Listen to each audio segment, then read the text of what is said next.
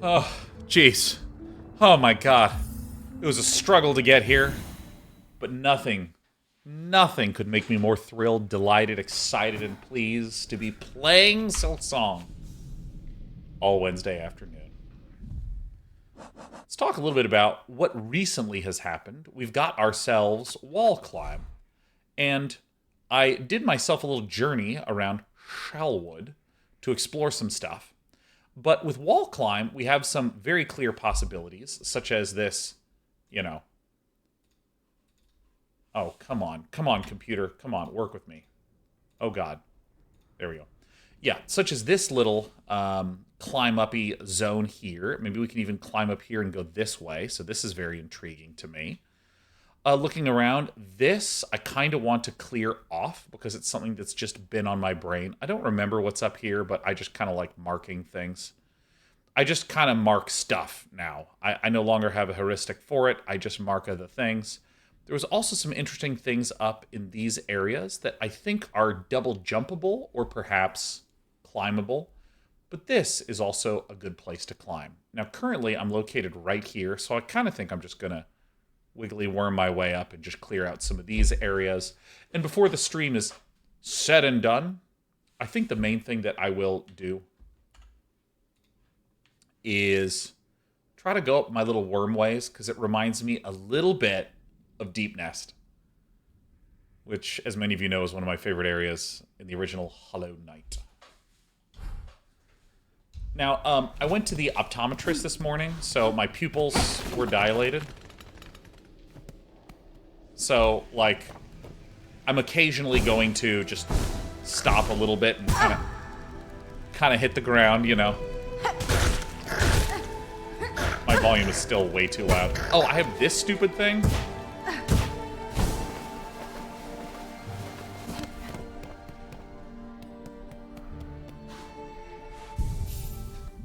Okay, let me just change my crest. I mean, I hate to say that I'm a default gamer, but I mean, I really like my diagonal down dash. Yeah, Mr. Shuckleman, absolutely. Also, Albatross. Albatross, I'll say, I think that question was totally okay because it had the title of Savage Beast Fly when I was fighting him.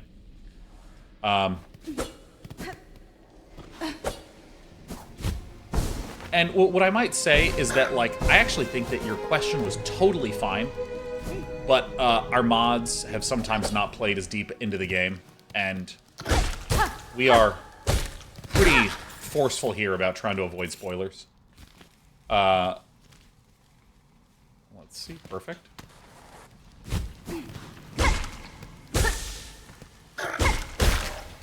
So they tend to err on the side of caution.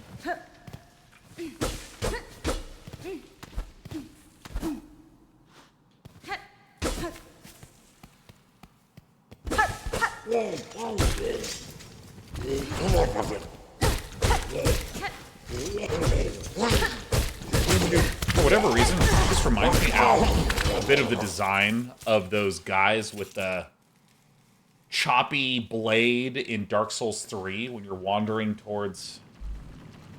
It's like in the first village area.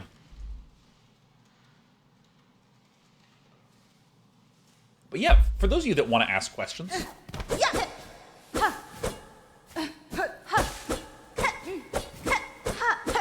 feel like I just did a new move.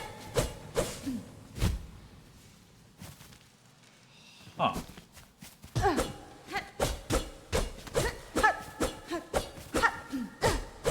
What?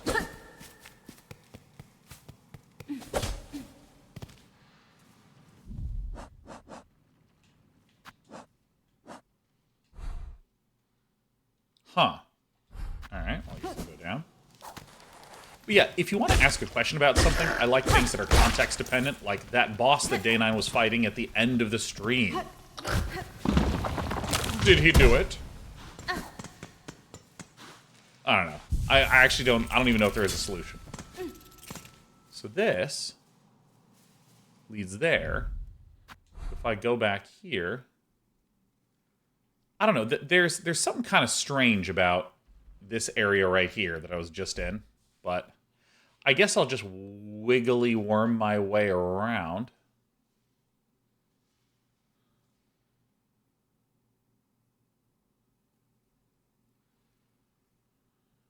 Yeah. How many rosaries do I even have? 333. So I guess what we'll do is we'll make a little... I guess I'll just do it wrong.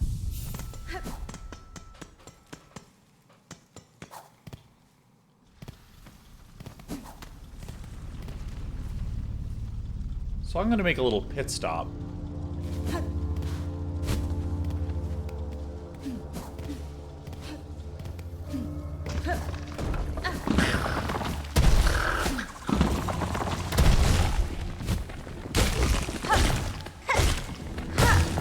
These guys ever drop stuff? No?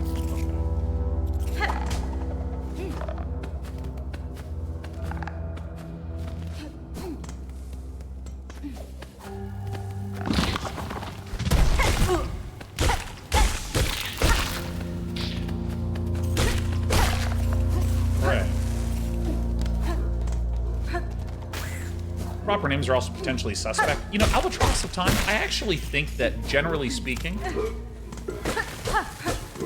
using a proper noun is the safest thing on average, I think.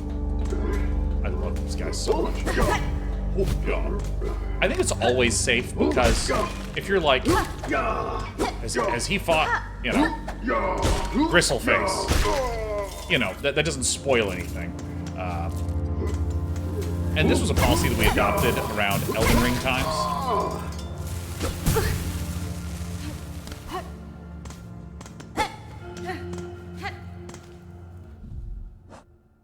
Because in Elden Ring, like, you know, hey, has he reached the shunning grounds? Like, it was easy. So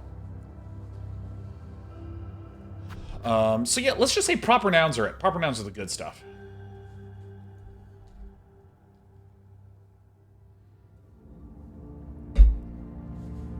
So I have Magnetar and last hit. Yeah. Amisha Strife, what up? Says, hey, 44 months. I recently started coding my own website with AI's help in hopes I would start learning to code to fine-tune it. But I find myself just prompting and copy-pasting without learning anything. Any hints? Yeah, Amisha Strife, I have some great advice for you. However, I need to welcome one of my dearest friends on the planet Earth, Tort Delaney himself. Mwah! Oh my god, what a delight to see you. I played some more games of Dota, and I am losing fucking everything. Alright, Amisha. There's something that I'm going to call getting to the bottom of something. And, I'm curious, Amisha Strife, do you by any chance play StarCraft? Or Magic? One of those two that I can give an easier reference point to.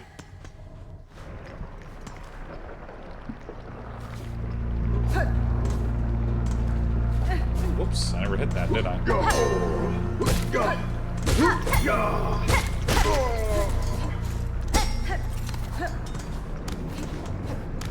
Played MG Arena Pro, not very good. StarCraft is always my best references. Huh. Alright, well, whatever.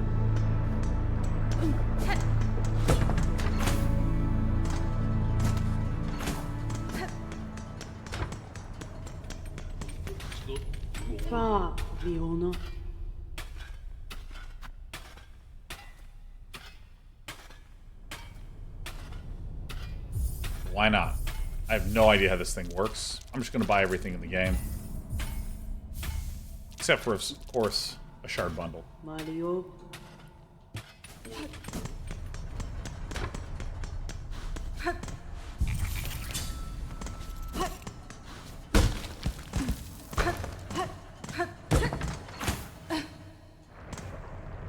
But yeah, Amisha, have you played any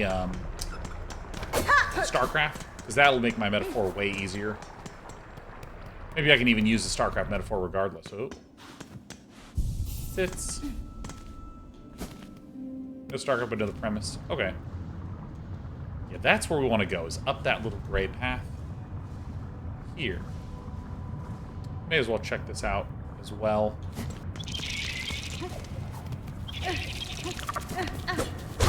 But if I can use a magic comparison, there's this kind of thing that happens in almost any body of knowledge that I've ever seen, which is people kinda roughly giving the gist of something, but not really getting to the bottom of what's happening. So, like in StarCraft, sometimes people will take a quick expansion, and if they're Terran, they'll build a bunker. And if you ask someone who's not quite getting to the bottom of it, hey, why is this dude building a bunker right now? You might hear an answer like, oh, a bunker is really just a reliable, all-around, good form of defense. And then you might go, well, against what? Well, against a lot of early aggression. Okay, what kind of early aggression? Well, Ling Baneling all-ins, you know, can be an issue, but against roaches, you know, it's like also really good against that, or, you know, even some weird stuff. They're not quite getting to the bottom of the problem, right? And the actual problems, or the actual statement of what's going on, might be something like, there is a specific one-base roach rush that hits at exactly this time. And if you want to get a tank to hold it off, that can only happen when you have 30 seconds after the rush hits. So you need that bunker to be able to defend against that rush. Like, that's the actual problem. Hey, why is this person building a bunker? Because... Let me up.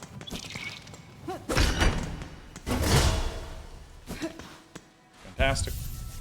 Why is this person building a bunker? It's to hold off that specific rush that they can't hold off. Period. And I like this statement of getting to the bottom of something, because I think in programming, there are a lot of programmers that never quite get to the bottom of why their code is working or not working, and are not able to have the sensitivity to pay attention to exactly what is happening with every single line of code. Here's an example. There's a kind of programmer who their code's buggy, and they go, huh, this bug kind of seems to be happening. And then they just change some numbers, and they go, well, the bug seems to have stopped. This is a dangerous way to think. You want to know exactly what was causing the bug. Ooh, I see now. You want to know exactly what was causing the bug?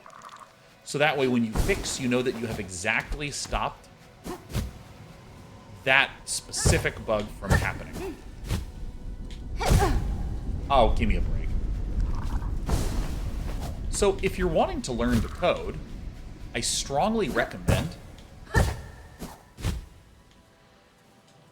Oh, whoops, I just literally let go of the button. I strongly recommend just really slowing down. Whoa.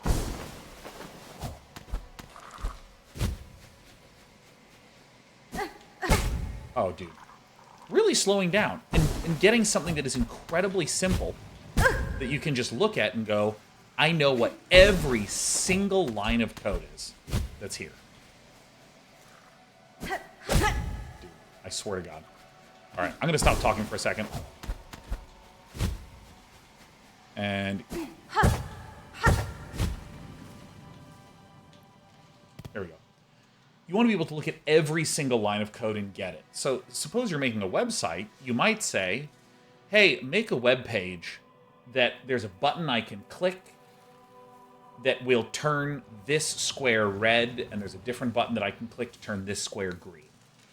And just do that, and then stop doing any more coding and learn exactly what every single line of code does. Futz around with it. If you don't know what a line means, just go, hey, AI, what does this line mean? And try to take that knowledge and play with it a little bit. And then you can just do a small variation totally from scratch without looking at anything. Again, kind of testing verification that you know exactly what every single little piece of code is. Oh, whoops, I hit the wrong button. Oh, I'm here! Shit, whoops. Dude, it's so funny. The more I talk, the less I am, like, paying appropriate attention to just literally what's happening right in front of me. Oh, cool, help. Hey, man, sorry. I need to hit you to grow stronger. Oh, great.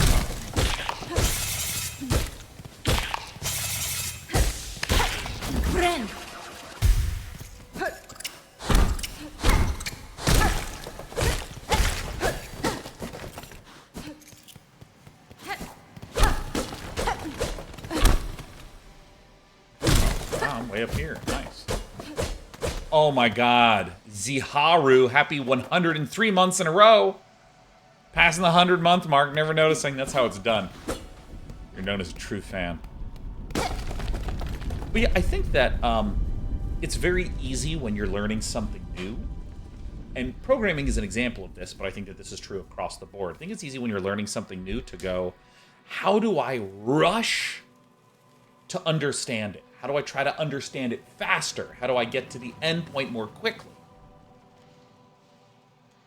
I think it's anytime you have that urge, I strongly encourage you, and this is projection, because this is a habit that I fell into, and I fixed it this way. Don't try to speed up, try to slow down. Try to really, really, really stop and, like, really get it, and really understand it.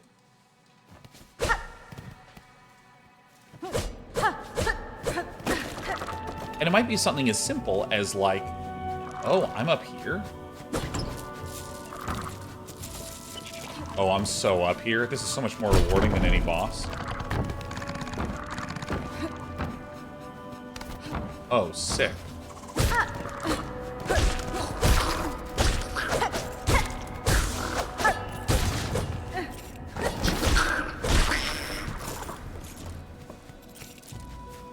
Like, let me give an example that happened to me many, many years ago. So, when I was at USC, when I was a wee lad, and I have now a lot of rosaries to be able to spend. Great. When I was at USC, Unity was a brand new thing, so they gave, like, licenses to all the students to try to get people to get in the habit of using it.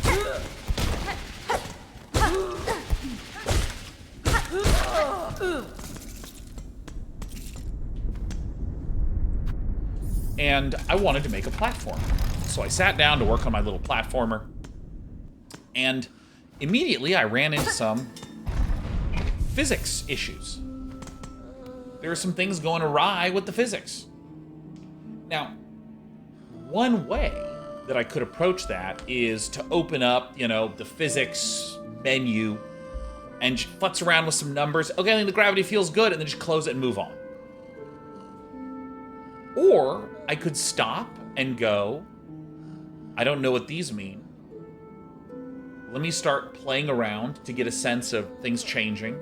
Okay, that seemed to fix something. Why? And then, you know, what I did at that time is I went through every single option and I tweaked it and then moved my character around and then tweaked it and moved my character around until I went, oh, I see. This is the one thing that was causing the good feel and the bad feel. Let me now stop and really understand what the fuck that even means. Holy burden, whether striking others, I don't want that.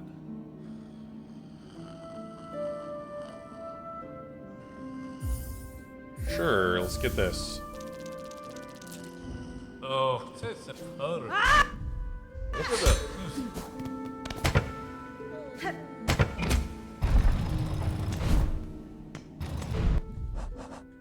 And so, like, and that's how I started to learn more and more and more about how physics functions in code. You know what, since I'm close, I'm going to go ahead and just go to this area and check this area again as well. It's just by really slowing down. And I remember when I was working on that platformer, I had like a good week where I was spending some time, man.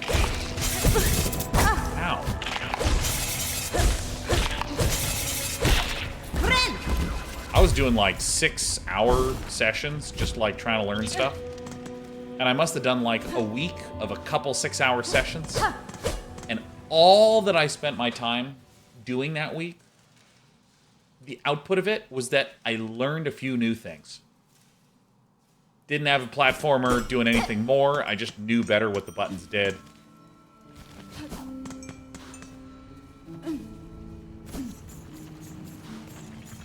Oh, I can go up here now, huh?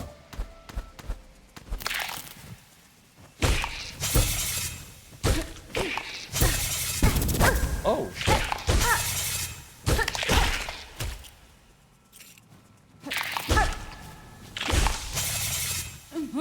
I can do that too.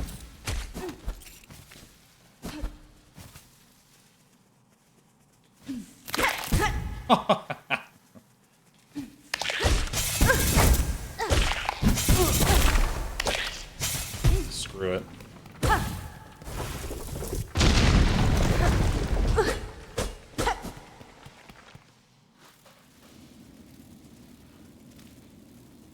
Sick.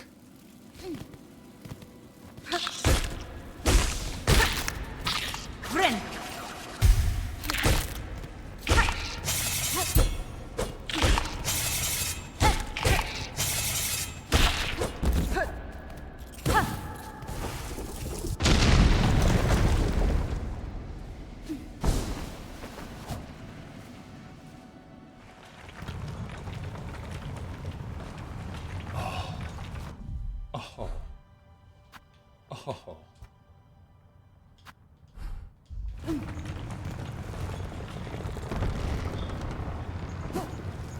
Oh, I was there.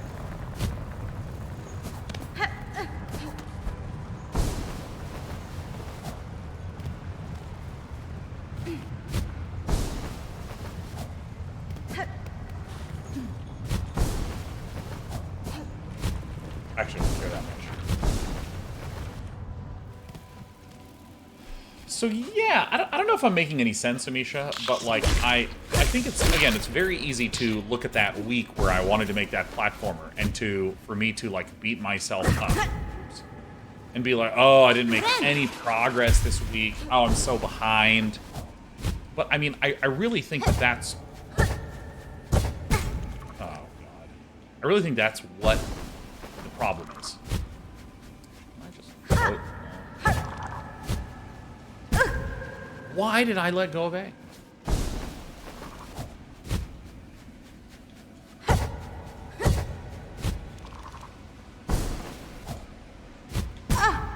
Oh my god. Alright, I'm actually going to focus. It's not helping. Alright, I do need to do this, huh?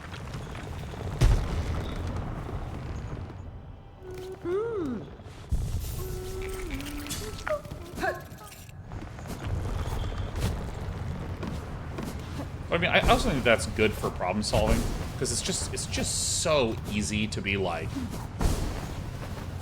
all right, let me figure it out. Okay, it seems to work. All right, moving on. Blah blah blah blah blah. But I think that kind of precision, like understanding what it's motherfucker, that kind of precision is what is at the heart of like programming, or at least good programming. Dynamite Frank says, you the dude at PC Gamester, or is that just a doppelganger? It's me! Yeah, I am the PC Gaming Show fucking asshole, Day9. Fuck me. No, oh my god, I'm all self-conscious. Oh god. Oh my god. Alright. Float. And dagger. Dagger. Fail.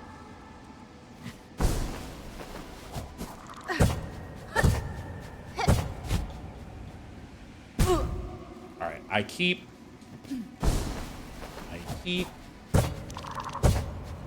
I want to try something. Can I do dash? Hold? Oh, okay. You are such a fucker. You know what? May as well. Huh? Getting flashbacks to TMNT on NES. It's true. No, dude, in Belgium, I curse often. And the thing is that, like, in defense of my cursing, I'm not a harsh curser. You know? I'm not like... I tend not to curse at things. I curse primarily for no reason.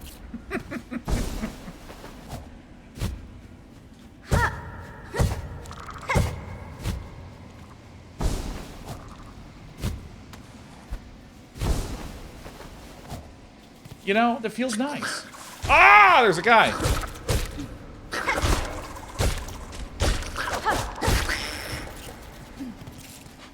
Oh yeah, Fiona, good to see you, Fiona. And Fiona asks what I think about EA being acquired. I literally have no idea what the hell to think.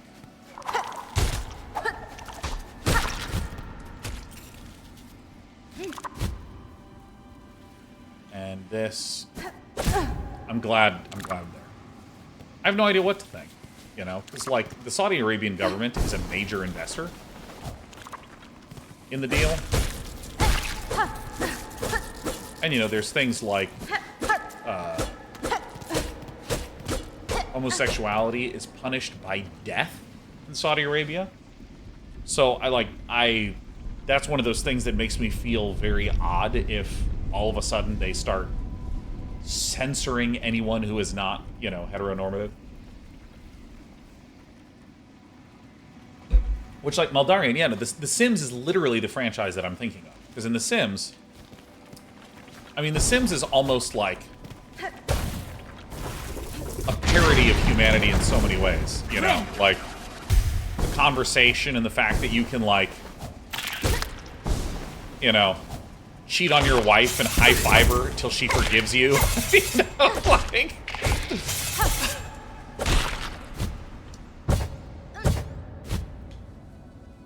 You know, that sort of stuff is just like...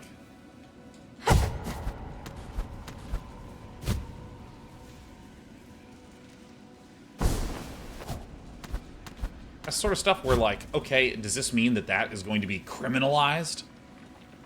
And therefore gutted and cutted? Like, I don't know.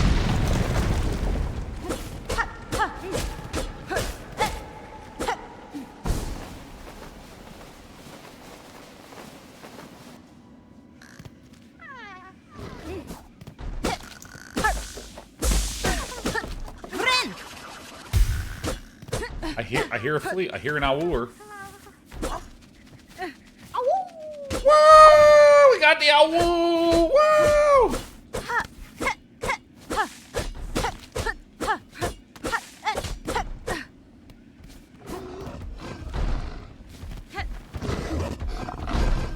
Who dis?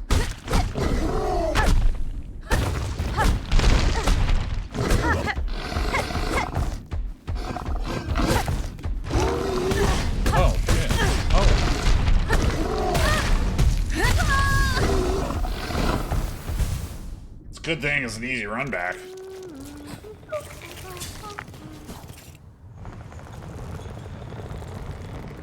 I see. Okay.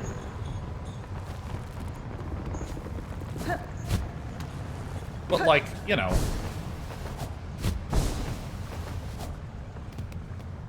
On the flip side, I think it's very easy to view things in an incredibly static way. You know, for instance, that's what the law is. And that's that, and therefore they're just going to forever be... You know, they're going to forever be, you know, making homosexuality illegal, for instance. But obviously, history... Jesus. History has shown that many countries...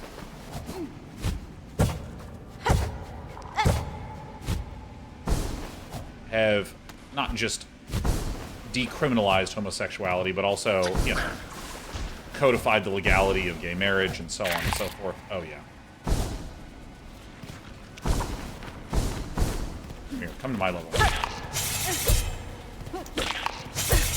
Because, you know, influence goes both ways. Yeah! And even though I just screamed, I am an optimist. You know, I believe it's very easy to see the downside of lots and lots and lots of things.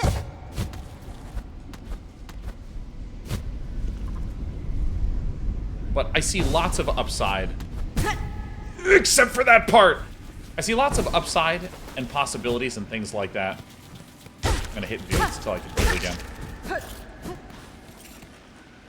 But again, to quote myself from just a few seconds ago, influence goes both ways. You know what I mean?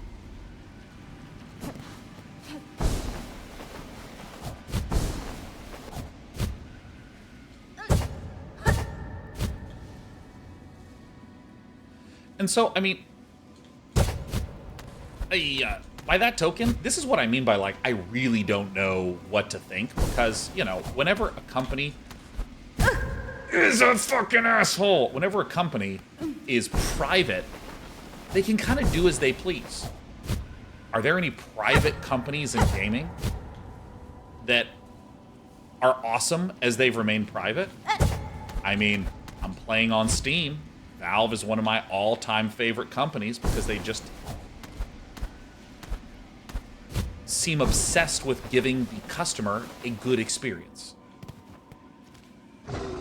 I love Steam.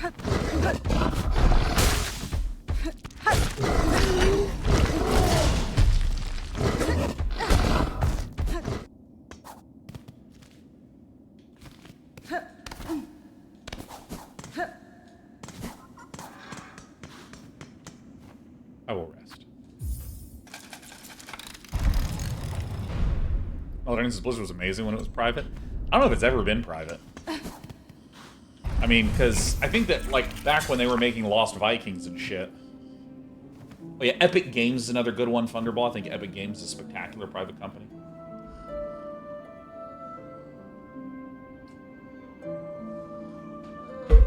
OMFG, it's cross. It did not occur to me you could just skip past that to get out. Well, you have to think like a coward, which I've spent my entire life practicing.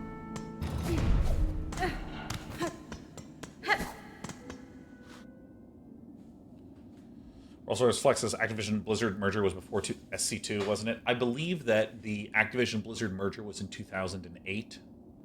And I don't remember what the date of... What? Is it gone forever? No way. Oh my god.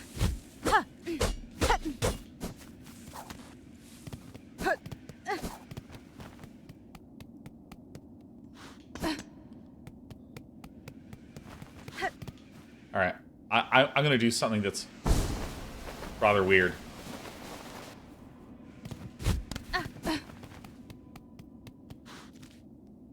Alright, I'm literally very curious. I'm going all the way back around. Save Scummit?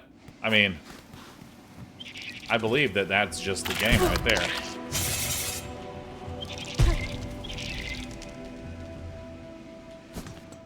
But my worry is, knowing Silksong, it's gone forever.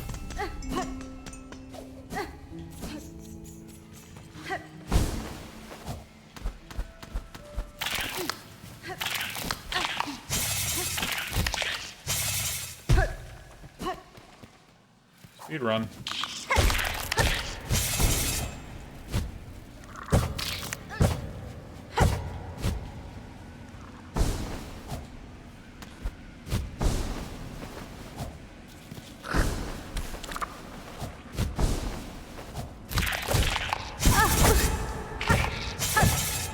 Nearly perfectly done.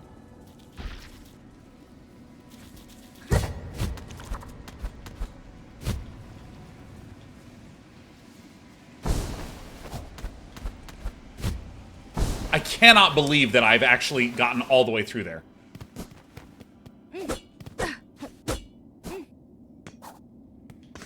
Where'd my guy go? Is he out here somewhere?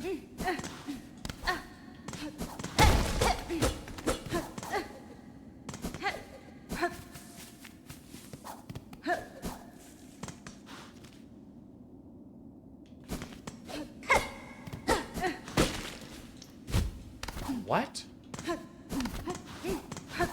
Albatross Time so which games explored catastrophic errors more? Like permanent changes for innocuous mistakes? Yeah. Funeral T-Rex is someone who has done activist work protesting that specific monarchy. Media is one of the most effective ways to introduce social change in a population if we're able to resist the government's meddling. I appreciate you touching on that aspect too, because it's easy to be pessimistic. Yeah, no, I mean, I am one of the most optimistic people you will ever know. And I think that it's... I mean, this is going to sound weird to say, but I think people are both way too negative and also not harsh enough. If that makes sense.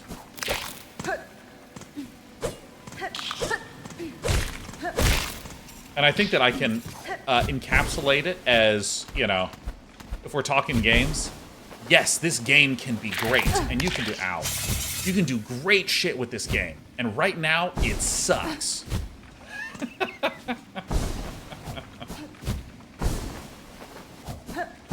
Hey! You are a dedicated spouse, and you love your wife. And I know you really care about her. Are you actually being a good partner, though?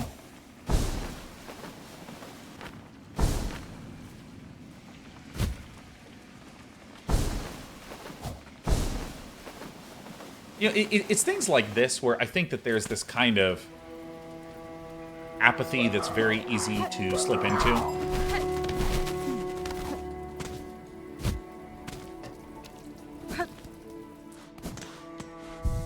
This easy apathy of just like, yeah, no, I mean, like, what I'm doing's fine. It's like, it's totally solid. Have I not gone up higher than this?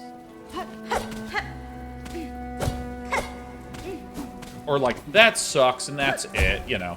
I think that like...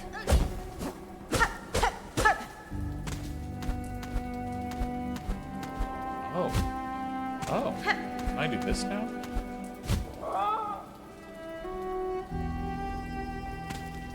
Frankly, just to be missing out on a lot of compelling ways.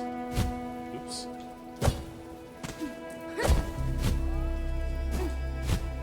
A lot of compelling ways in which you can actually, like, be a better person. Or in which the world can be a better place.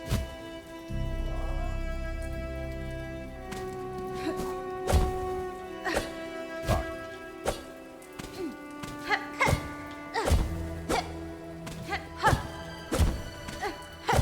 So that's my answer. Fuck.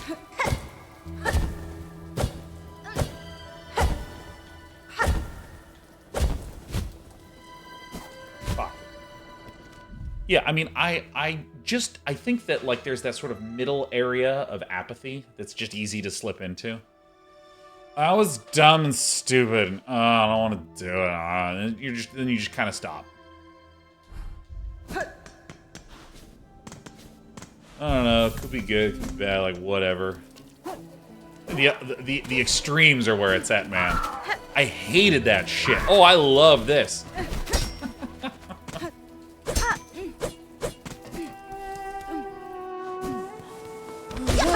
Oh, this area. I know, right? And, you know, sort of like in that vein. Ow. In that vein, this is one of the things that I think is one of my absolute favorite things ever. Which is catastrophic disaster. I love zombie movies. I love disaster movies. I love non-fictional stories of catastrophes, like what happened to Enron and FTX, Lehman Brothers. Love Big Short as a film. Like, I don't know, I think that, like, large-scale, spectacular failure is freaking fascinating. I think it's so interesting. And I mean, ow.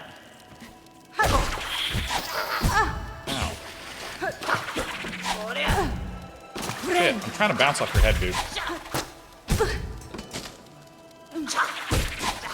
Alright, whatever. Ow. I'm gonna throw shit too.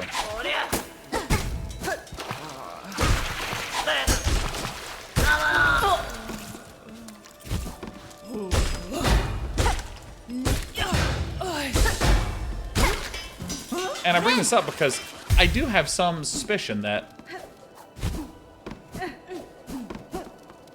this deal could go spectacularly wrong. It could be like the rapid dissolution of one of the most iconic game companies of all time for nothing. Now, the reason I say that is that there are plenty of stories of private equity firms buying a company and trying to squeeze out as much profit out of it as they can while its long-term possibilities slowly falter. These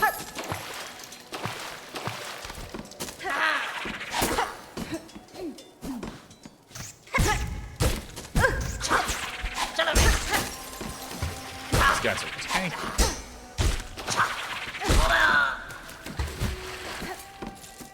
Hey, comes back out.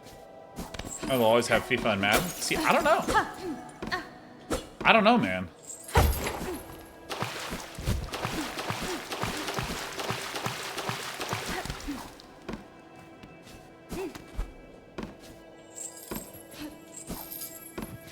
You know, this is kind of something that I think is really interesting, is watching, like, Assassin's Creed, as an example. Or actually, let me not. I feel like I've been bringing up Assassin's Creed way too much lately, and I have to stop.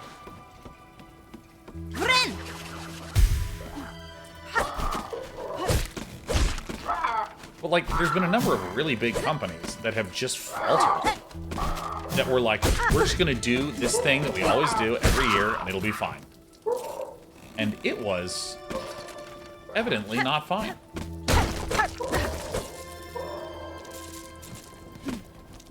Mike Monkey says, I wonder how much the EA execs are due to make with the sale.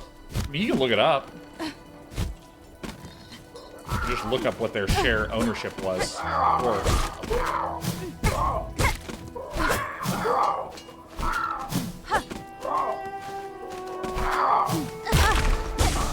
Dude.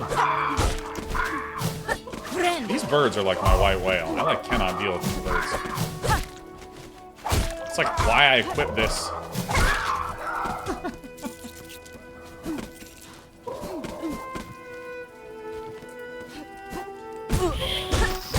Who did Star Wars Outlaws again? Oh my god.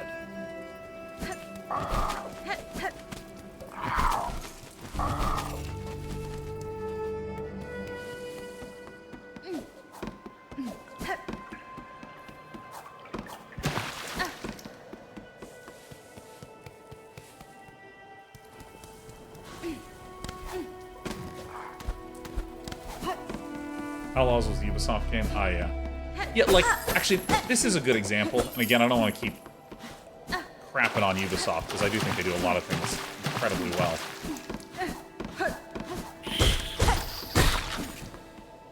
I'm gonna go back and hit some mice for help. Like, Star Wars Outlaws is an example of a game that I feel like, if it were released 10 years prior, would have sold way better than it did.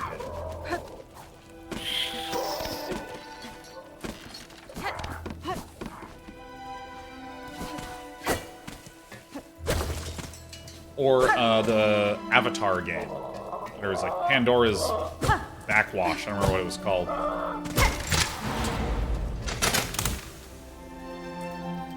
I see.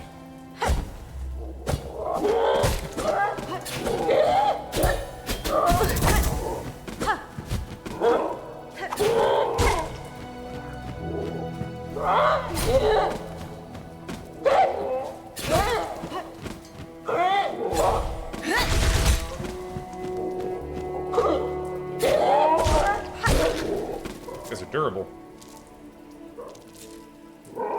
Mike Monkey says, I thoroughly enjoyed Outlaws. It was a fun game. No, that's the thing, is that My point is not Ubisoft used to make good games, but they make bad games. It's like, I think that like a 7 or 8 out of 10, like a solid, good kind of game, is no longer a guarantee to be able to make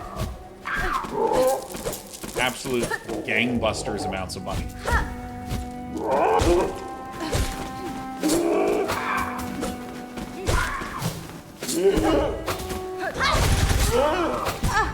You absolute fuck.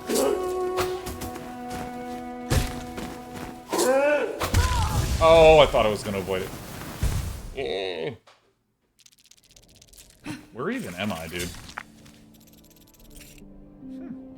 Nice. Ooh, dude, this is some well play-tested stuff. I mean, the fact that, like, I'm right here, and if I want to get back up, I should be able to just go out this way. That's insane.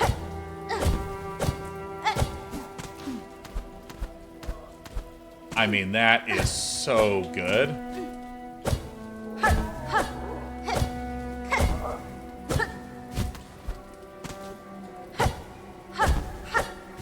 Dude, I just literally keep missing that one.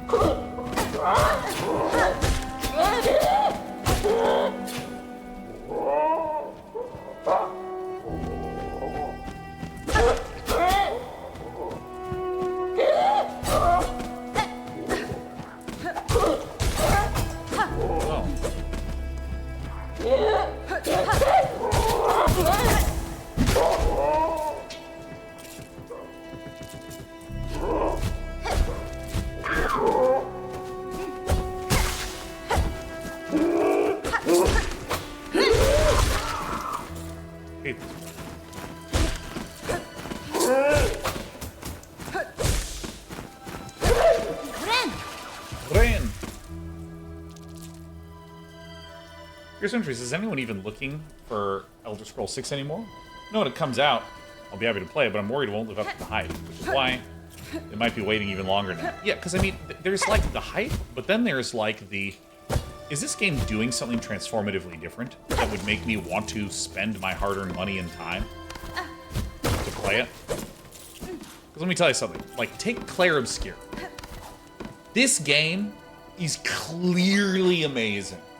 I have not bought it, I have not played it. I'm just kind of saturated. I have no more Day9 minutes in the day. Maybe one day. And therefore, if some time passes and it wins some awards, I may play it.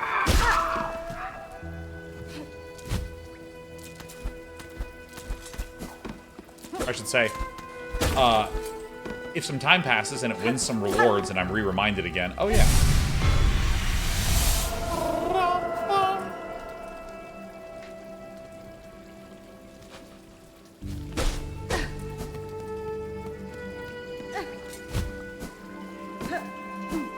Is this it? Is this all his detour was about? Okay.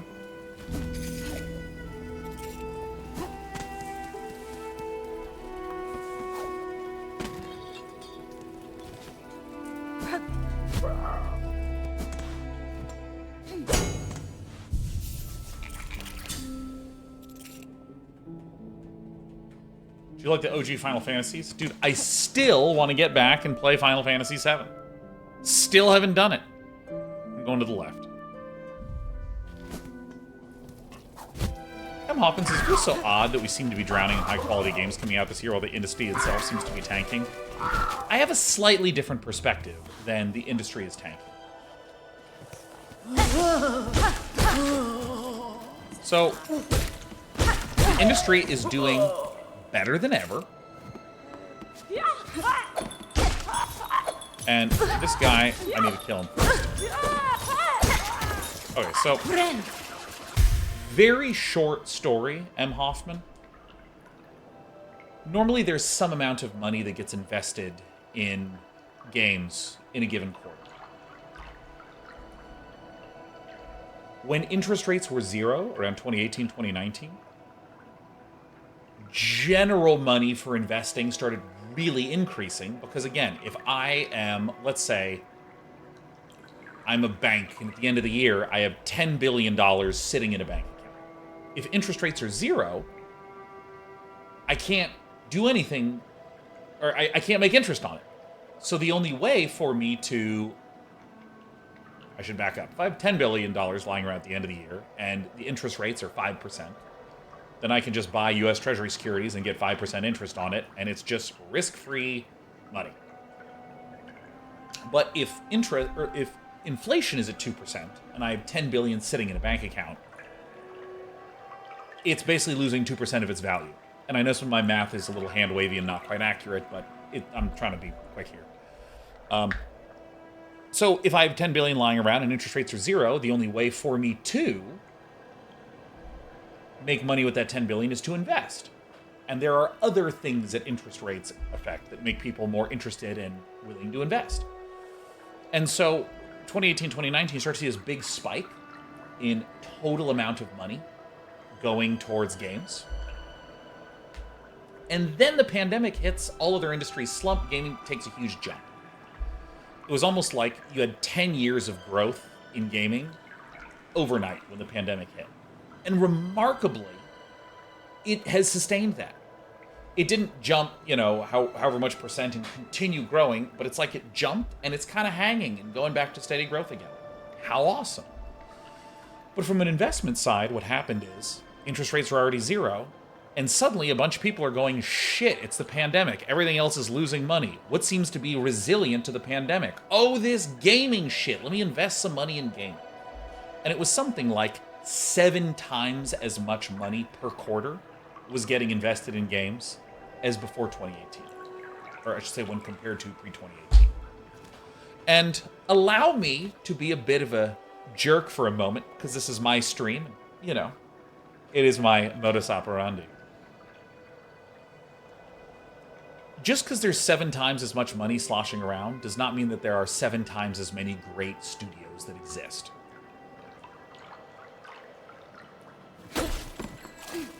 And just because, let's say that all of those studios are great studios, they actually are amazing, that doesn't mean that all of them are now going to sell 7 times as much stuff.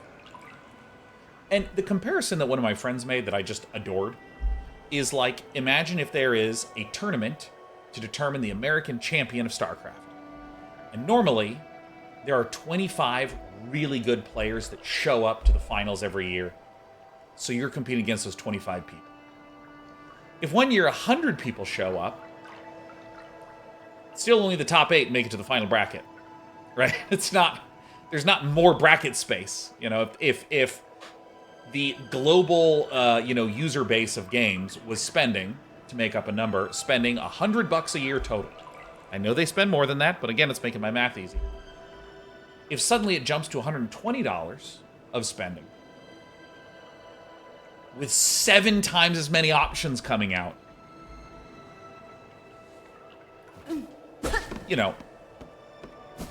you suddenly don't increase the overall amount of money that customers are spending. You just have a fewer number of... You just have a lot of those studios unable to make. And so, I would almost think of it a little bit like... if you think about a tournament, they give out medals for first, second, and third place. And then now they're giving out medals for first, second, third, and fourth place. The problem is not that the tournament is giving out less medals than ever. It's giving out more medals than ever. It used to give out 3, now it gives out 4. But it's the case that if there's even more competitors than ever, there's not enough medals to go around. So I think that one of the things that is going wrong in games is not that the industry is doing terribly. It's that there's not enough jobs. In the same way that there's not enough medals in this weird tournament example.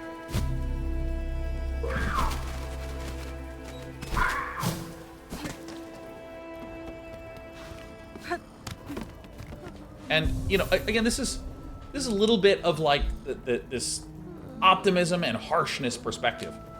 I'm a content creator in entertainment. You don't owe me your eyeballs. You don't owe me time. I am grateful for your time, and I hope that I am providing entertainment that satisfies your interest in tuning into this stream. But if I tune in and go, and just don't do anything for 8 hours straight, then, you might go watch someone else. Or if you're someone that's like, I would prefer my streamer to play Hollow Knight instead of talking about the industry, you might wind up opting out, and that's okay. At no point should I have the attitude that I deserve a certain amount of viewers. Because I don't. Every viewer, every day is earned. And why is my viewership generally looking lower this year than historically it has been?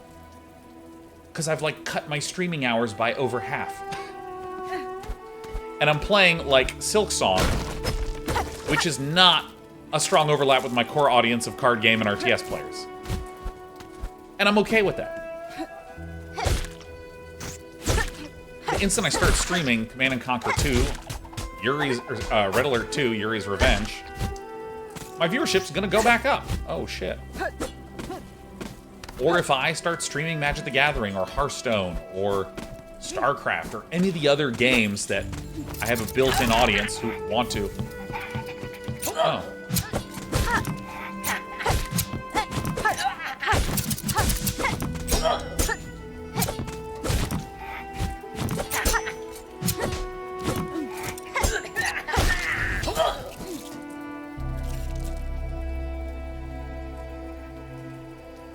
Yeehaw.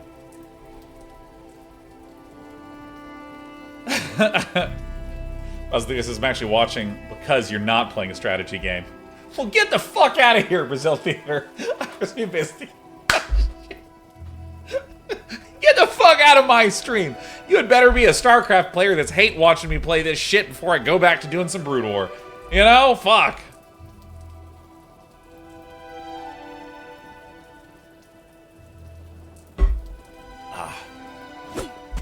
And so, I think that, another aspect is that there's not enough jobs to support the amount of jobs that... farts. Oh, my God. Oh, Jesus. Oh,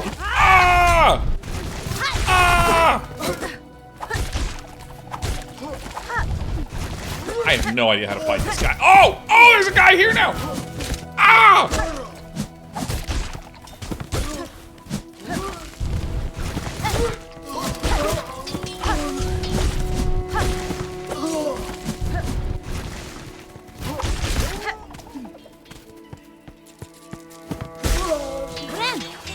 Bam! Not only do I think that there's literally not enough job slots that can be, effectively paid for in the industry, but I have always climbed up this. Huh. Shouldn't see it, I guess.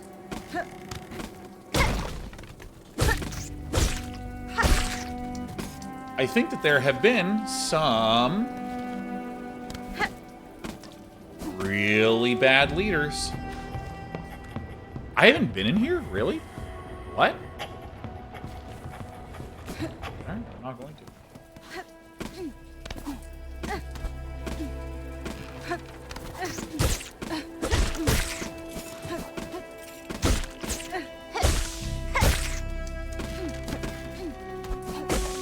I have been here, haven't I? I have been here, okay.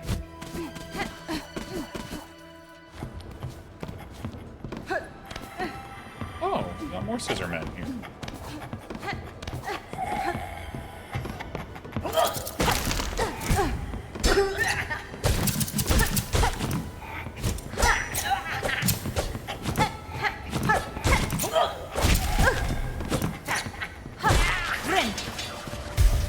A few minutes did I hear someone say Bobby Kotick? I mean, regardless of the fact that I do not like him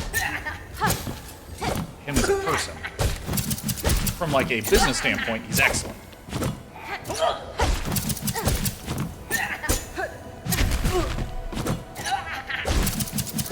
I'm talking about a lot of these studios that Horror Organization, Poor planning. Lots of money burned. Like, I'm about to make a statement that applies to a lot of industries. There are projects where... Huh, how do I... Oh, I see. You ever worked on a project where you didn't get to the finish line, not because the team wasn't good enough, but because the team ran out of time? And why did the team run out of time? Because the boss went on a whole bunch of crazy, random, nonsense detours.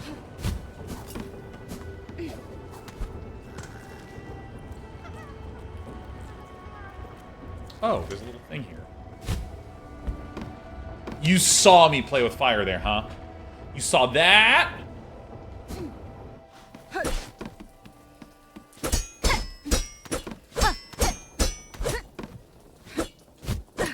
Why? But why? Let me out! Oh, why? Is there a lever here? What the fuck?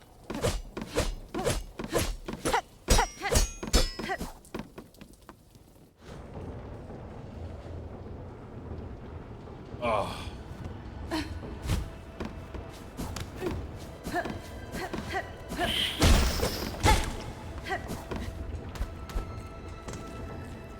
What's over here?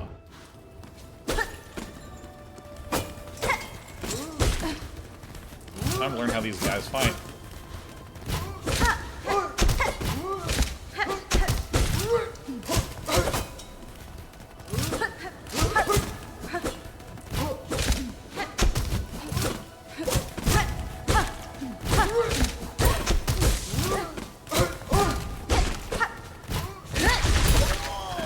He got so impatient.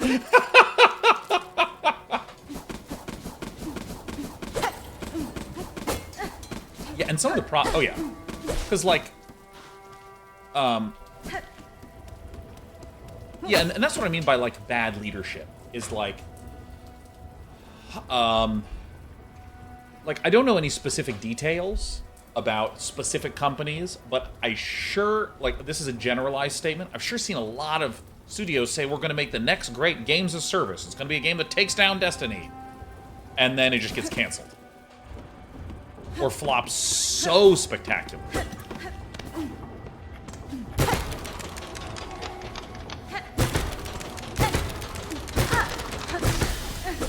Nice. I solved it. I solved the puzzle. Oops. Oh my god, this...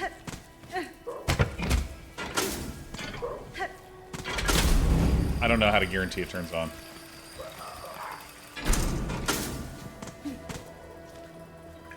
Oh. Oh.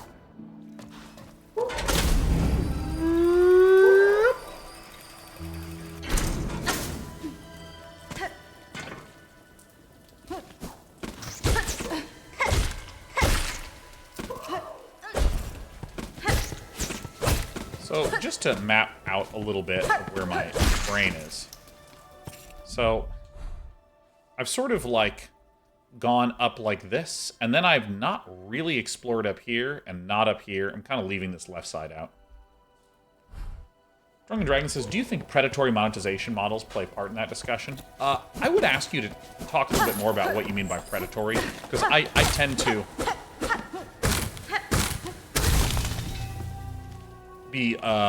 have a pretty narrow thought about what predatory means.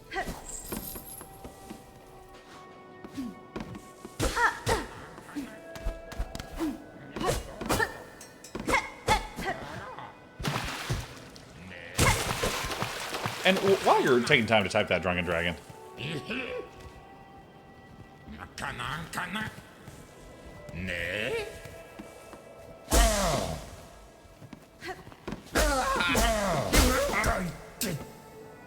Awoo. My general feeling about monetization is that, like, no one makes me give a company money. I've kind of made this argument before about, like, whenever someone's like, that's greedy. Like, I've never felt like a company's being greedy with me, because if at some point they're charging too much, I just stop buying it. And I feel totally fine. And part of the reason why I feel totally fine is I feel like I have a glut of way too many games that I am so eager to play.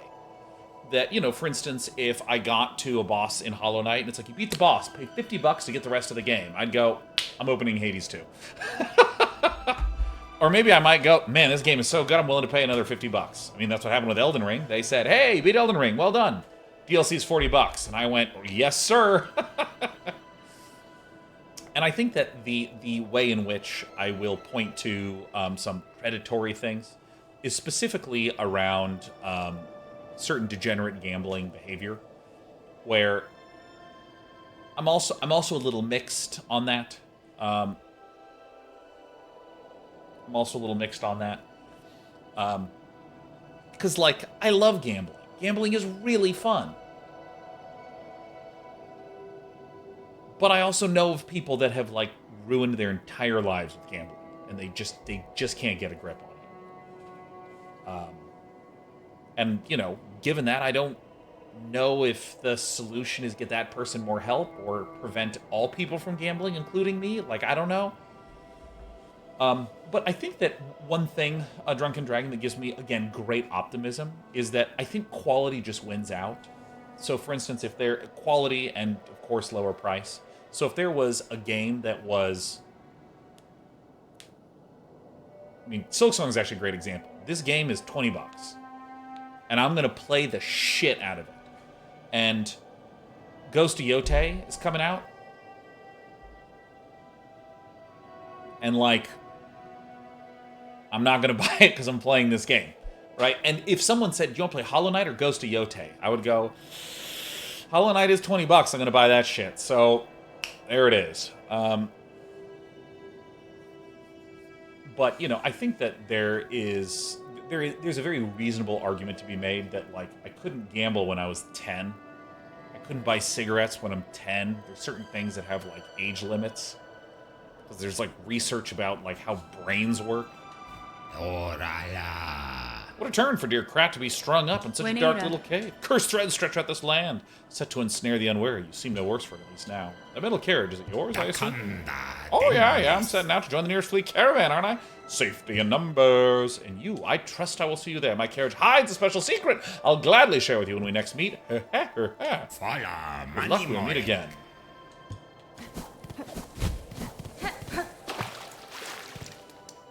And so, you know, I would be very open to the idea of someone saying, hey, you know what? There should be slightly more stringent regulations on what you're allowed to put in due to research and studies about underdeveloped brains and so on. Oh, shit, it's a new area.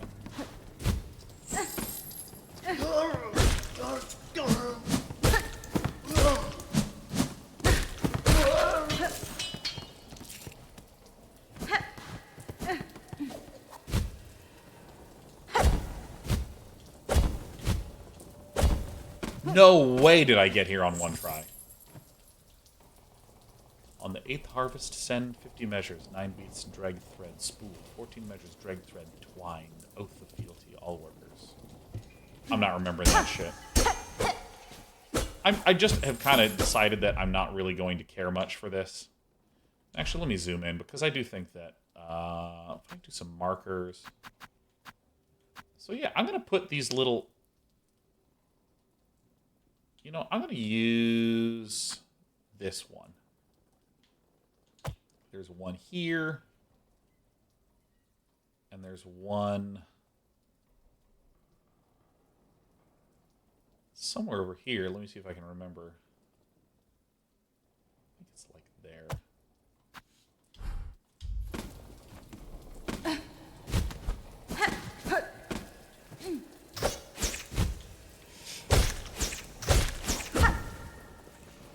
Down we go.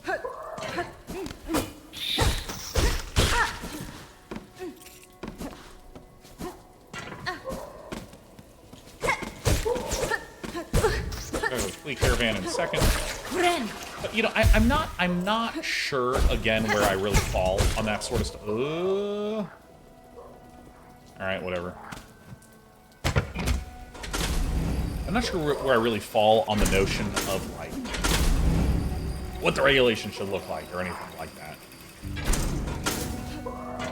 Because again, I'm a really pragmatic person. So, like, I like things to be evidence-based.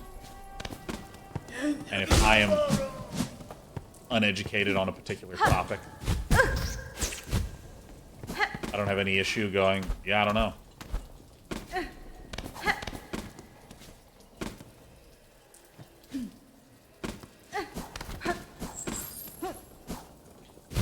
Oops, I didn't hit A.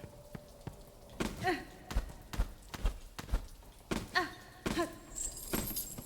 do I want to do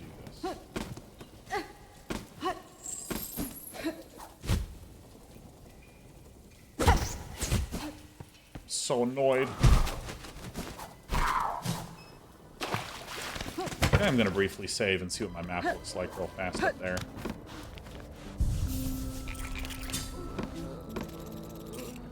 Yeah, because I felt like I had more ways to go up. Oh, and there's a little path to the right there. Nice.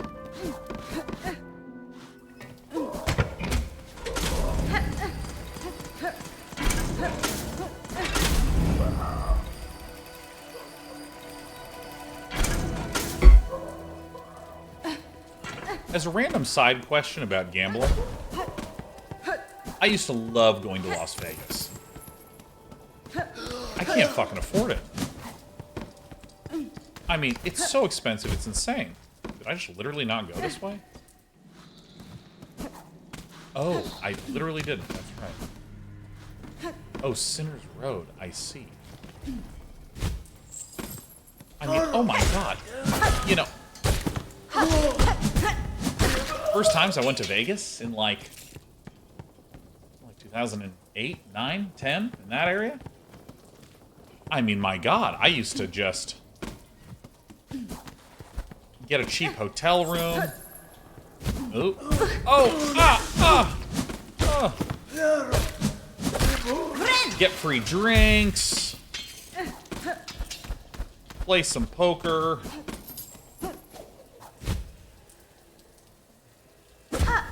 Motherfuck. Oh! Dude, like, it's just like the most expensive thing on earth now. I can't even believe it.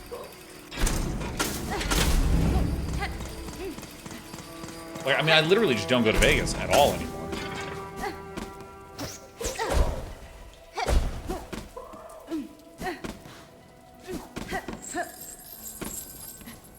She wants to speak to our experiences.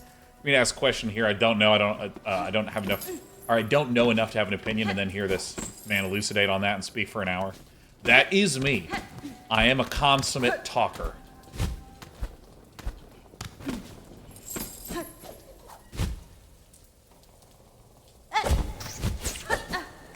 Fuck you. How did I actually pull that off on the first try?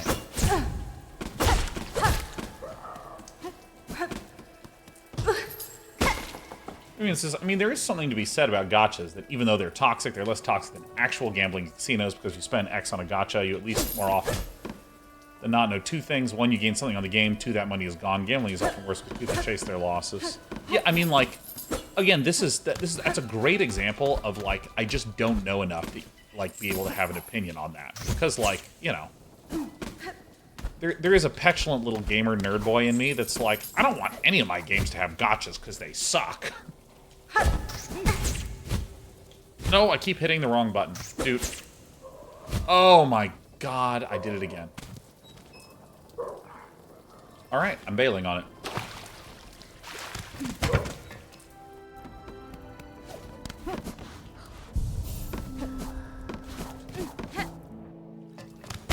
Because Ramian 1, you know, it's also like,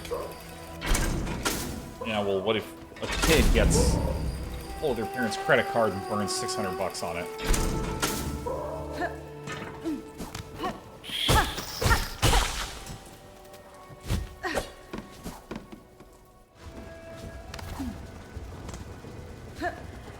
So I have not yet really gone up this game. Oh, do I have to go from above? Huh. You know, I'm still content to just bail on this area, because I want to do some more exploring.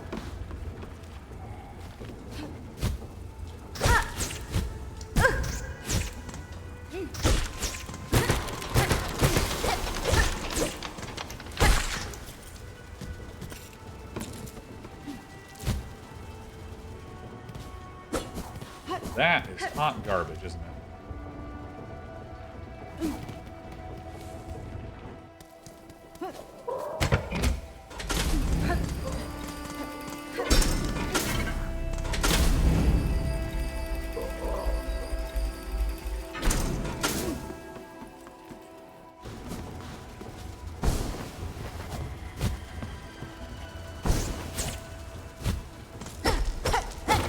Extra money bags.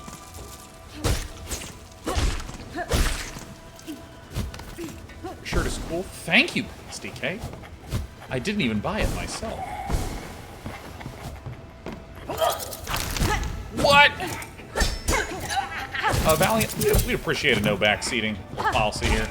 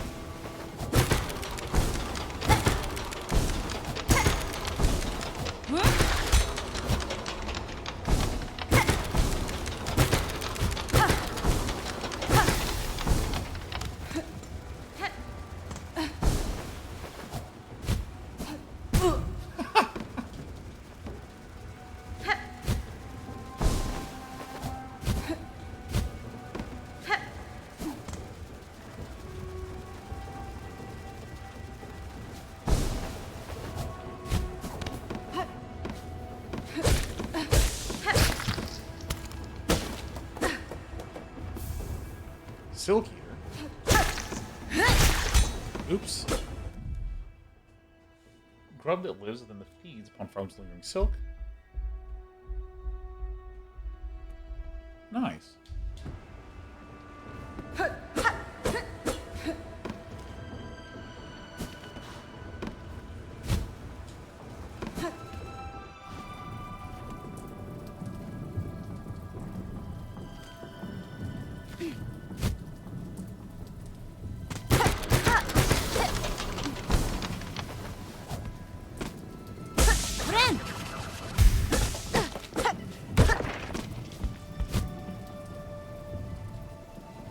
Sick.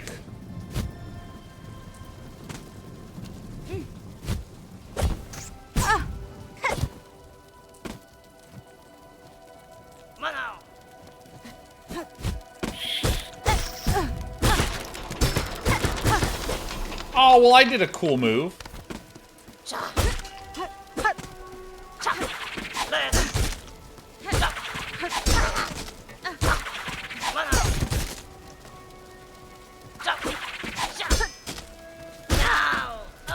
Wah.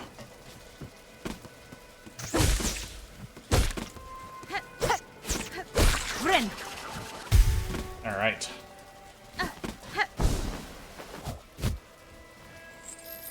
I see.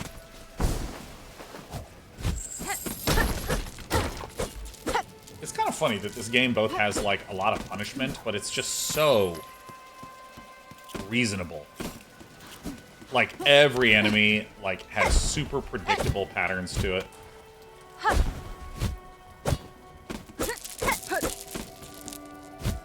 I'd like to give a shout out to myself for being way better at pogoing. Once I got the option to put the crest away, I realized that I was actually all in on pogoing. I'm so good at pogoing, like I said. Jesus. Alright, there we go.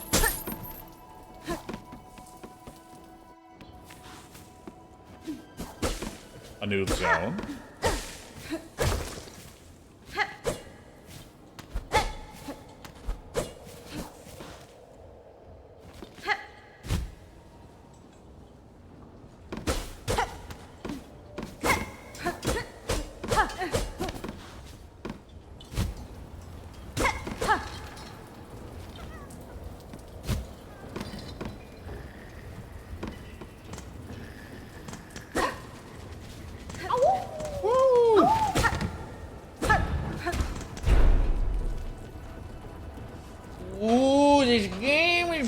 fucking sick! Yo, this motherfucking game. Good job. I went out there last time. I can't believe it looped me all the way back around here. This game is so good. Jesus. This game is so good.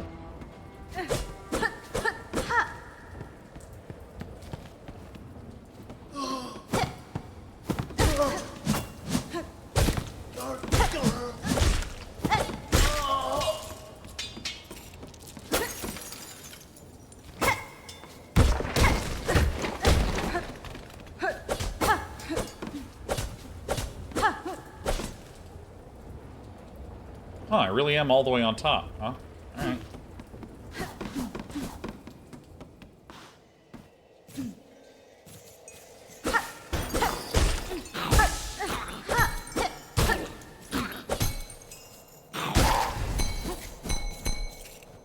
New bug. A locked bell home? No! Bzz! Who's bothering me now? Leave the great Yarnaby in peace. Shoo-hoo! No! Shoo, I say, unless you brought a worthy specimen with something truly nasty inside them. Bzz. Otherwise, leave the great Yarnaby in peace. No! Hey, it's me! Shoo! Alright.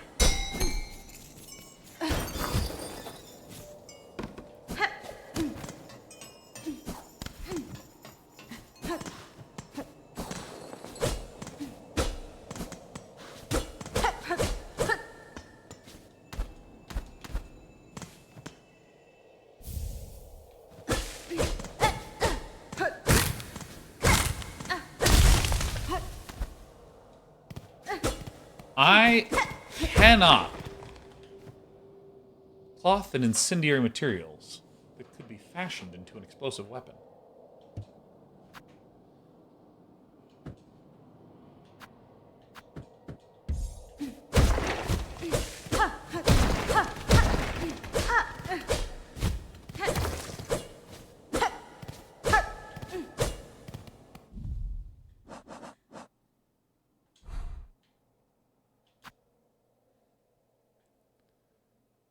Oh, maybe something here. How sick is that?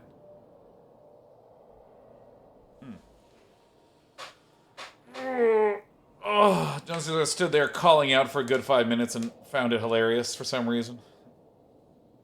Oh yeah, Bad Panda. Dude, Bapanada. I love saying Bad Panda instead. It's so good.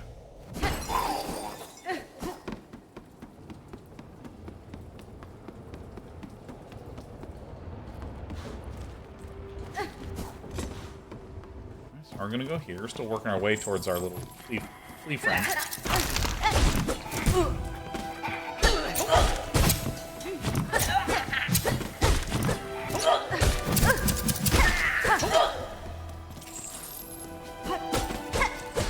Dude, it's really easy when you just hit every single wall always. The secrets just start flying out.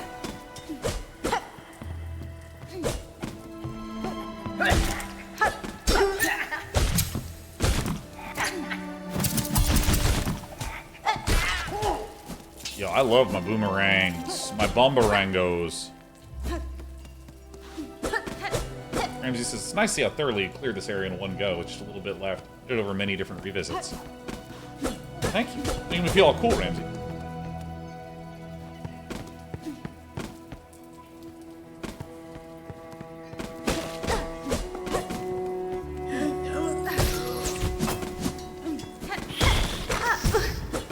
Dude, those little mice hit me so much.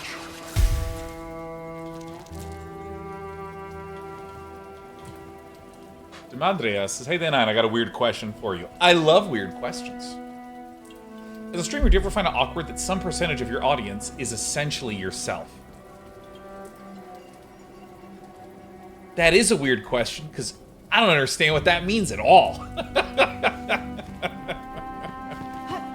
I mean, oh God, I want to answer this question, but like, that question is actually so weird.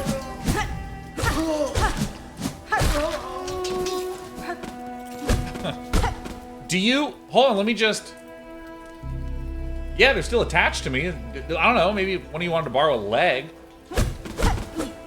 I mean, do you mean, like, the fact that I have similar interests to people in chat, like that sort of thing?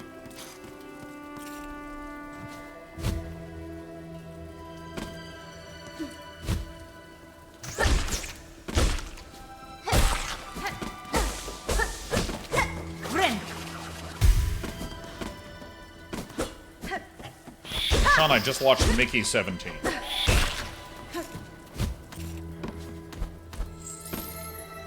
I see.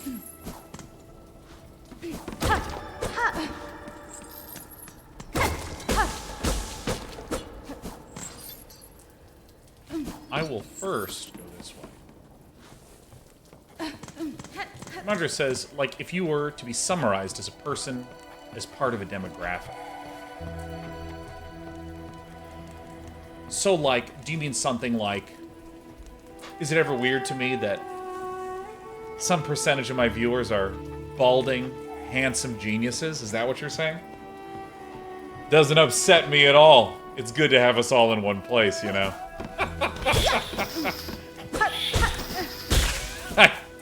And by the way, I know I'm making stupid jokes. I just am not quite understanding the direction of your question, so... anytime I need follow-ups from someone, I have to fill dead air. And I fill dead air by being as dumb as possible. So I hope that's suitable for you while we go on this journey together. Fellow bald genius. You wear that baldness well, BT dubs.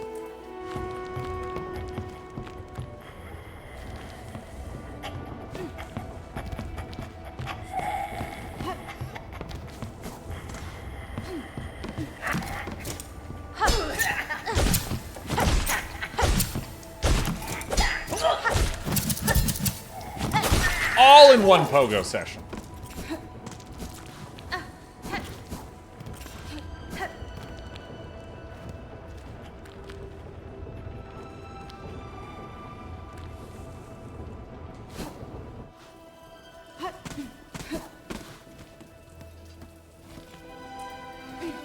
So let's see.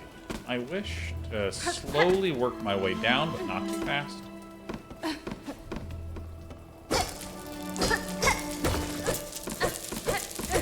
This game just feels like it suddenly got real generous with rosaries.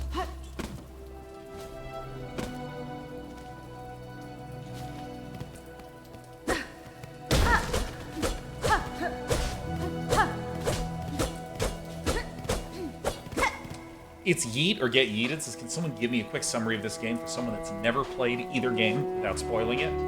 Okay. This... Let me ask you first. Are you familiar with the Metroidvania genre?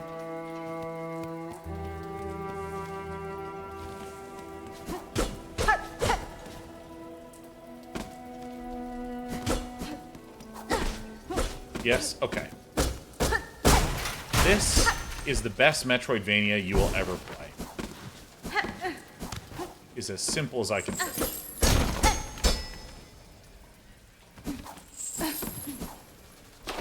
So, like, there are a number of Metroidvania games. How do you compare it to Ori? Light years better, yeah. Both Hollow Knight and Silksong. The way I would describe it is, it's eat or get yeeted. I will do it in two ways. First, I want to talk about components. You ever played a game that's like, we have an action system over here where you can beat people up and there's parries and cool stuff. Also, we have exploration. And guess what? We have a progression system too where you can level up. But then you, like, interact with one of those systems and you're like, oh, so, you know, you don't really have a progression system. You have 10 skills that I will unlock halfway through the game and I'll be the same character as everyone else. Got it. A lot of open world games feel this way to me. It's like, we have a crafting system that you can literally never interact with. And it just kind of feels like things stapled together. This game, each individual piece is marvelously done, and all of them together work magnifique. It's really, really, really wonderful. Second answer to the question is, what kind of game is it? It's a platformer where you're going to explore a world that is so much larger than you could ever imagine. Like this. And I haven't even scratched the surface. Everything you've been watching me play has been here. This has been like my last 20 minutes. It's just this area. Benny Frank. Fire, money, moi. Alright. Hironare. Gadak, of course. Yeah. Love spas. Puram, endomek.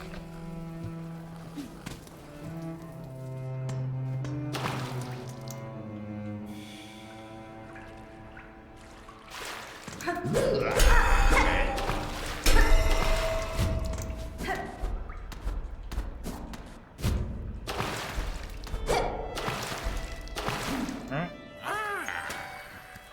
Shua, samasa. Oraya.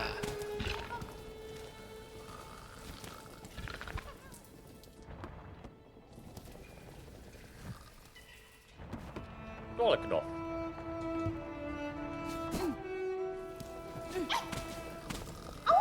Kavak Katsa. Yeah. Bueneira. Para vos.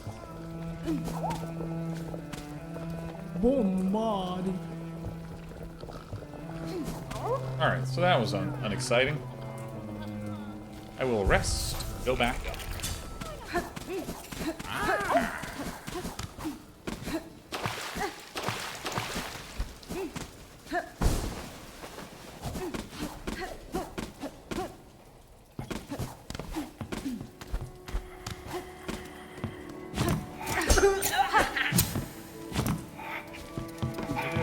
Here and go this way. Probably coulda, shoulda, woulda bought some stuff, but you know, if I lose 700 rosaries, it's fine. Chapel of the Reaper.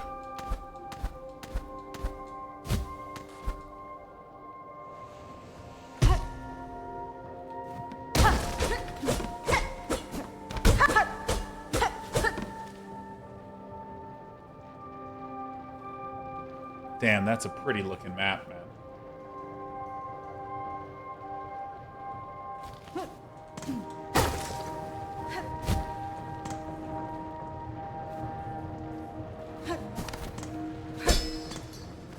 Scissors draped.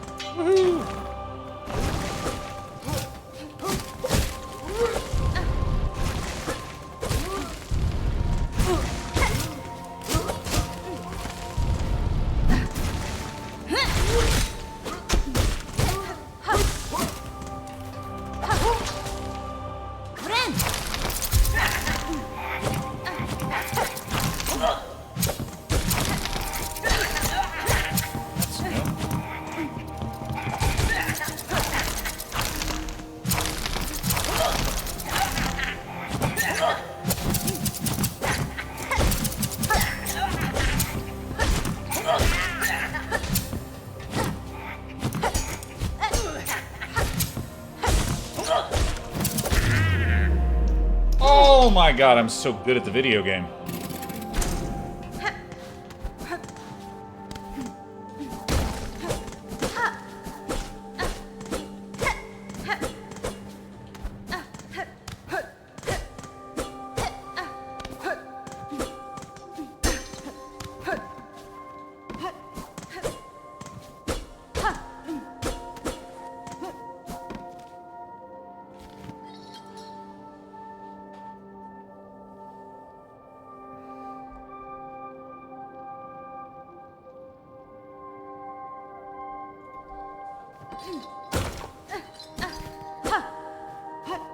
Oh, claim? I can already claim it?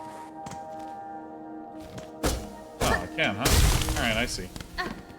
Also, let me just say, to mods, I think that, like, we can probably be a little more reckless letting people's comments in. Because I know I tend to be a bit of a stickler about that, but people have been pretty well behaved lately, and I'm ready to do a little chaos. That's not what I wanted to do, though. But when you get on this, then I have to press this button to bind.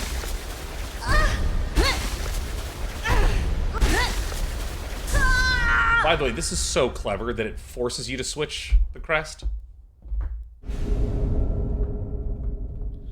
Bound the crest of Reaper. Attack with heavy arcing slashes and reap additional silk from enemies. Oh my god. Yes, literally, I love heavy slashes.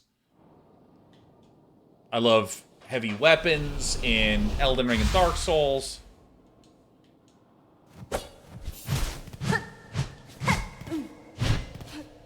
Oh! Oh! Oh, that feels so sick. Alright. Alright.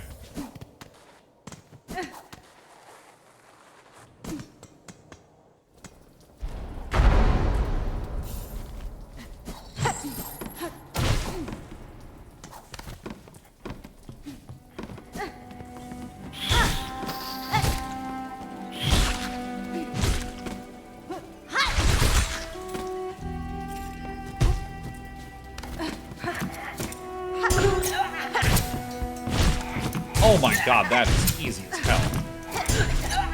So let me do this.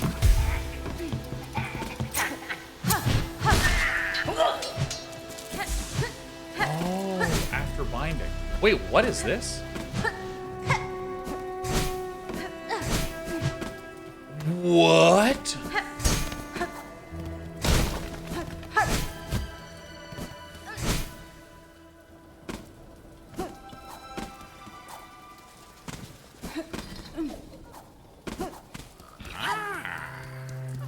Boing. I'm gonna use this for a little bit.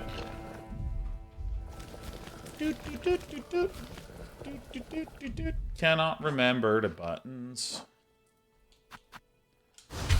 Redstorm, of course. Boomerang, boomer gang. Well, I guess I'll obviously be getting the one that...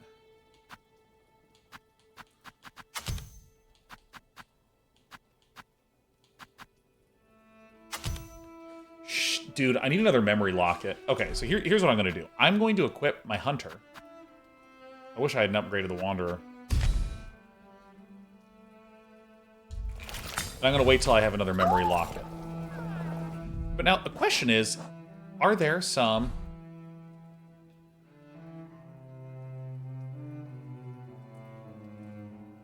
vendors that might have a memory locket for sale?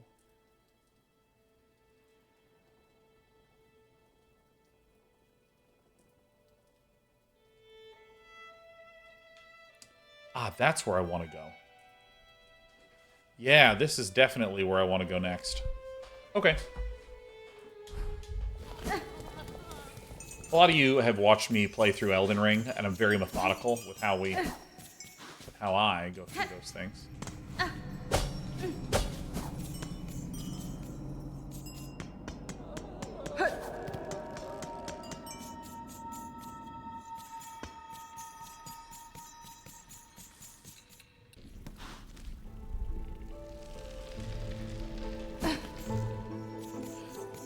Forgot what I was doing for a second.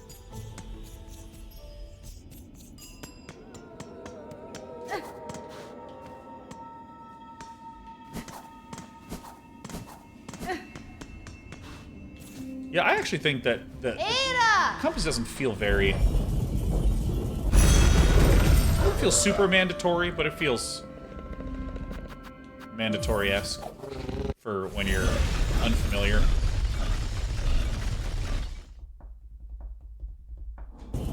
I mean, I have a pretty good sense of direction. But two things, I just like seeing a little icon on me, and I do get lost sometimes. But too, like, or especially if I'm new in an area, I get lost a lot. But like, also, if I don't have it, I know this business too well. I know there's gonna be a lot of people like, Day9, please turn it on. Oh god, I'm gonna throw up if it's not on. So stupid.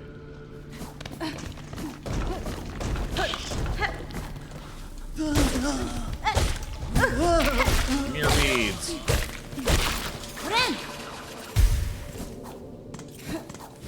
Oh.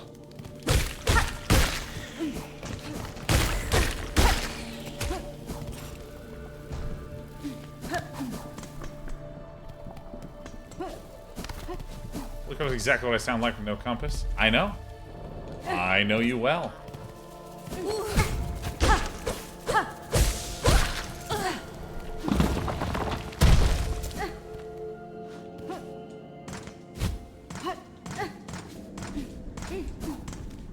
This was just here the whole time and I just didn't go in it?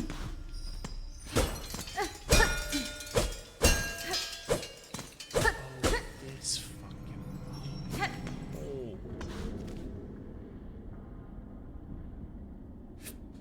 What a colossal waste of time. Alright. So, the next place that I shall go is either here. Could also go here. But I kind of want to go to my Wormways. There's no place like the Wormways.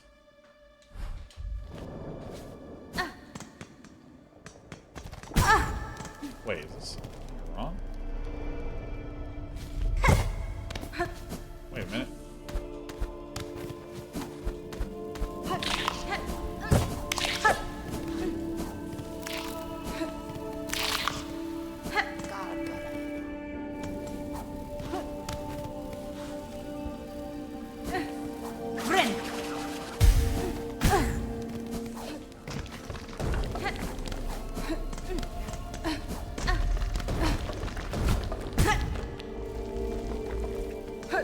It's so funny, it's like easier to go through this if you don't have movement tech. Is it wrong if I want to see you die and get frustrated? Well, no. That's the reason why I watch Artosis, but it's also, you might be here a while.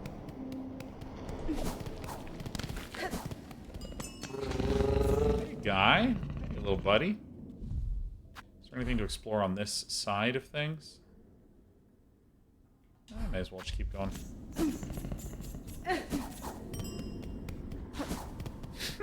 Take that, Demadria. Oh, Demadria, I never got back to your question, which is...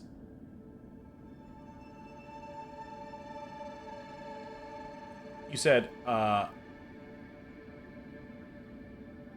Demadria, because I was asking you about stuff... Okay, it got cut off. It got cut off, but you were asking about, like... thoughts and opinions and feelings on our wonderful viewers from home.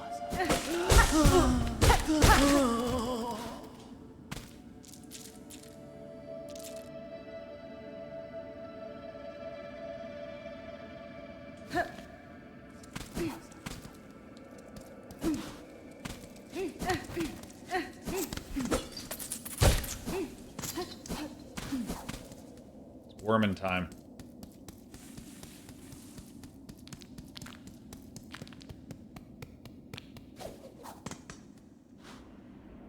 Basically, the idea that someone out there is watching your stream with similar tastes, interests, and hobbies. Oh, it is my favorite thing in the universe.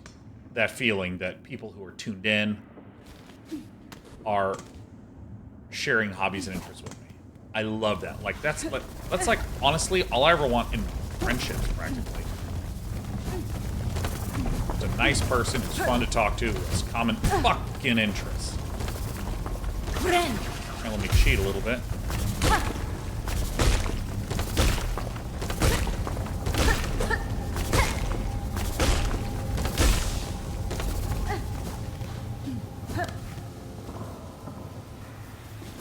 How did I already go past it?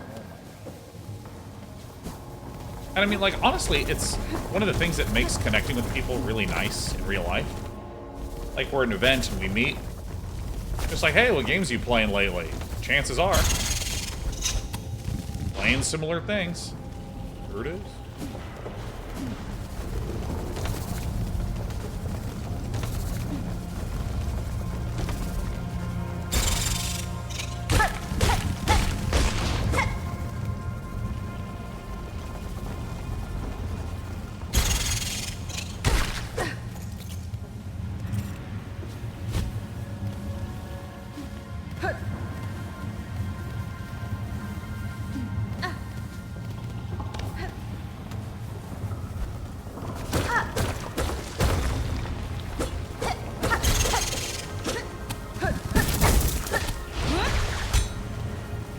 Got me.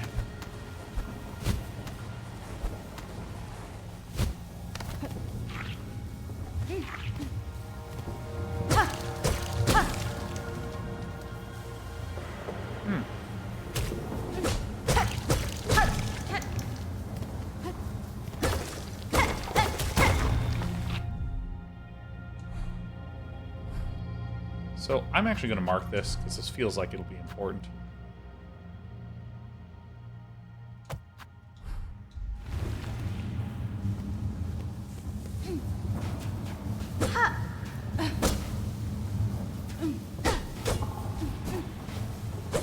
I have not done that.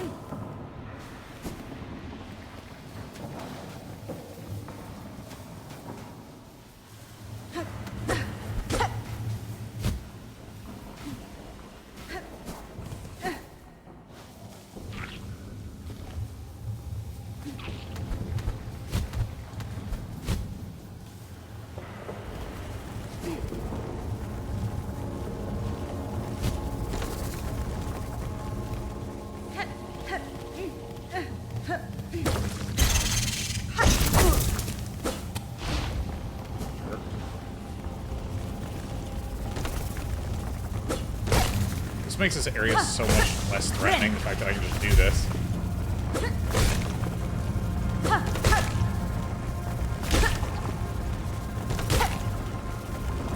And hit those, yeah, like first thing I did when I came here is hit them.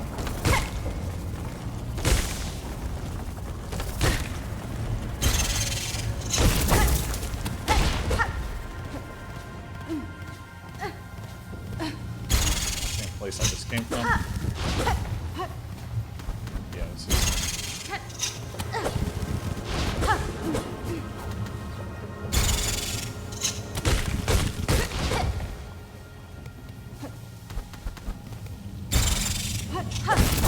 God dang it.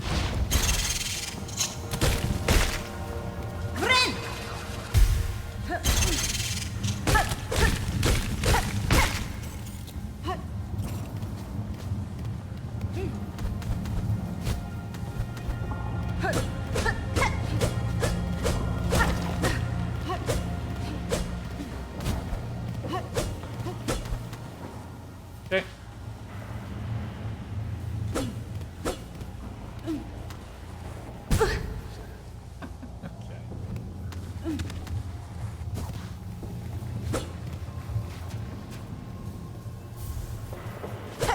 Alright, looks like Carolina Reaper's back on the menu.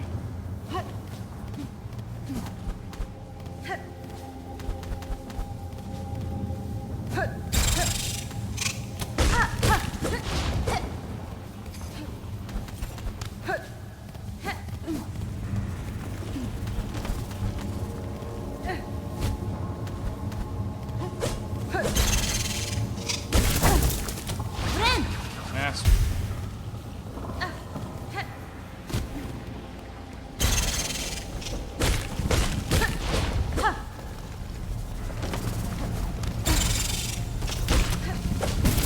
Oh, you can turn around? What are these guys with the turns? What about me? Where's my turns? I mean, this is just so nice. Unemployed Shotgun says, well, this is not a prime number. 13 is. Hey, happy 13 years in a row, Unemployed Shotgun.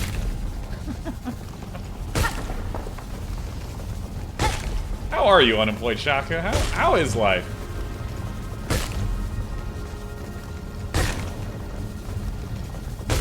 And your employment status is always, of course, of repute with your name, Unemployed Shotgun.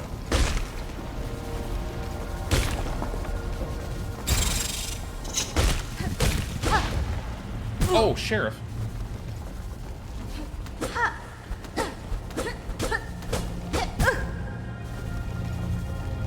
Hi, Sheriff Bear.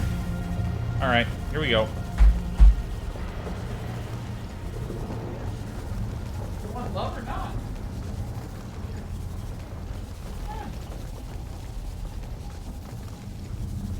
All right, here we go. Shotgun says, "Nas, life goes on. I'm indeed still living a lie as I work in a warehouse." Haha. Sheriff, it's not time to lie down yet. But watch this. Okay, watch this cat. So she's ready.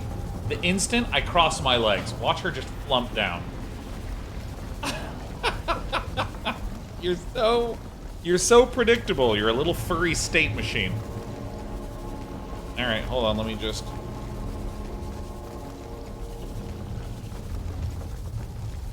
Yes, I seek your blessings, Sheriff. The other ear. No blessings for the right ear? Alright. Got one ear blessed, that's good. Let's get our little controller up. Oh, you're so soft. Ouch! Oh yeah, the right ear. Oh yeah. Oh yeah, oh yes. Oh yeah. Uh-huh. Yep, tell me. That's really good. Do you see her trying to push her little head through my head? Oh, you bastard. Still feel like it's not a dead end.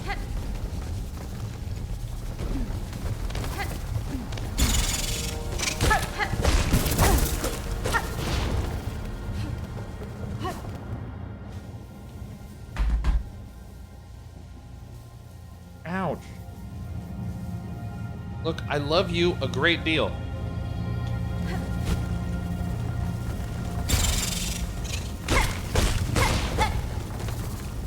Ouch. Ow. Ow. Oh my god. Ah. Okay. Ah, Sheriff. Okay, there you go. That's a good cat.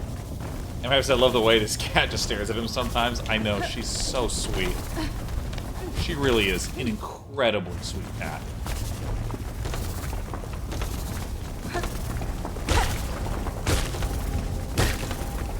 She's just a really good cat. She's never hissed or scratched or bitten. And to the point where she very clearly would not survive in the wild, because she has absolutely no sense of evolutionary risk or threat. She's just happy to be around. Can I do this now? I feel like probably not.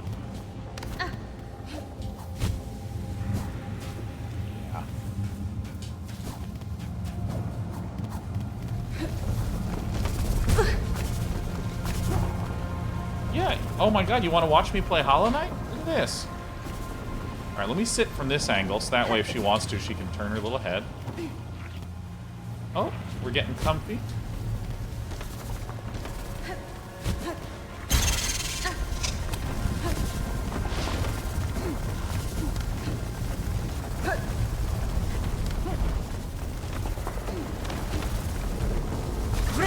I mean, I may as well, right?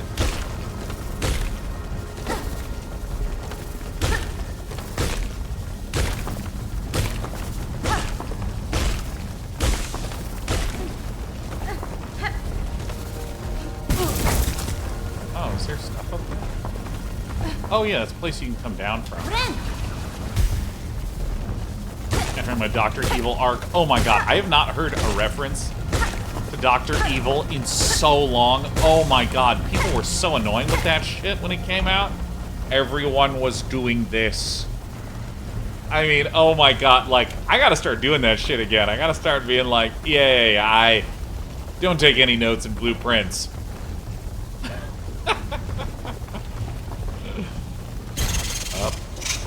Up the hatch.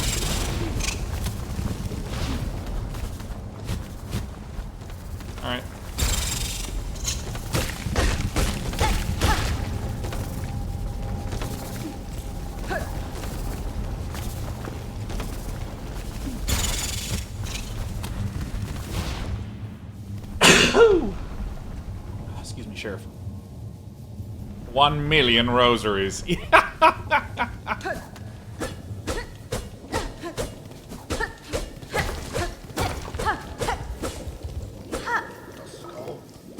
Oh. Mirantes, Yava. Oh, a new face. Not here to bother, I hope. Critical studies underway in these twisting tunnels. And for no distractions, you haven't met Zango, my assistant, by chance? An indolent soul. Short, slovenly, rather unreliable Da, seeming. Fenistra.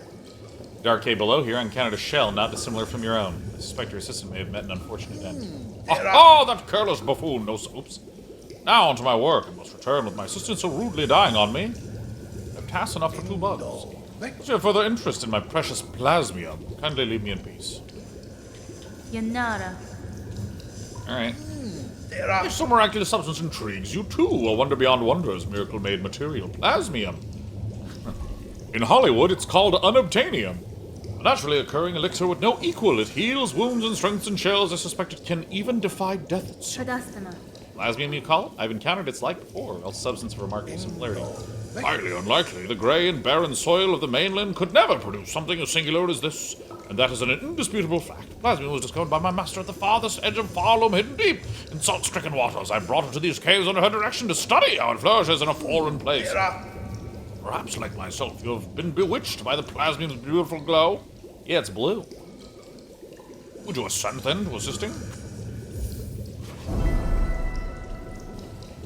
I promised a wish. Mirantes, Yava.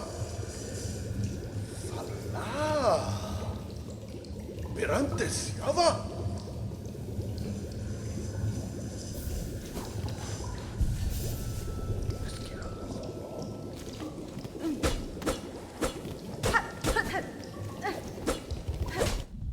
How much of this do I need to give him?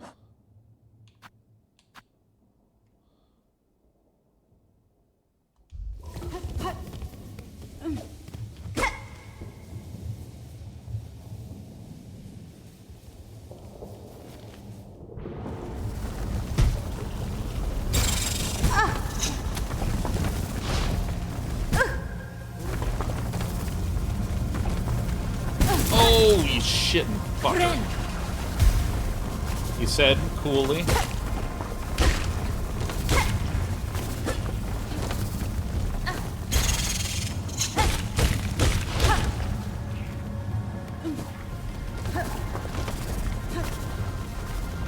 All right. I feel like the other one was right here. That's where I remember it being.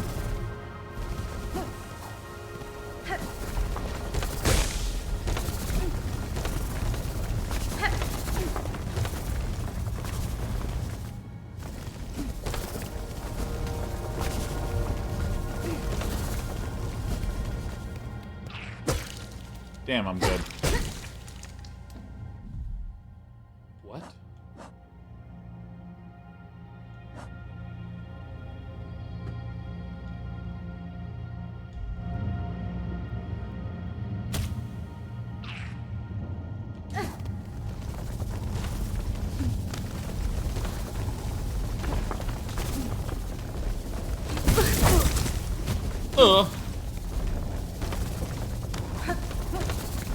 Easy enough. This game rules. I love that the game trusts you.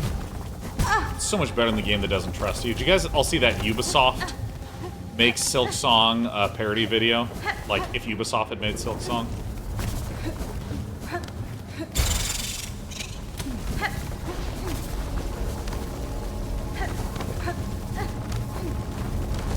Just mom. It's just mom. Relax. It's just mom. It's just mom. Ow! Alright, now I can sit properly. Alright.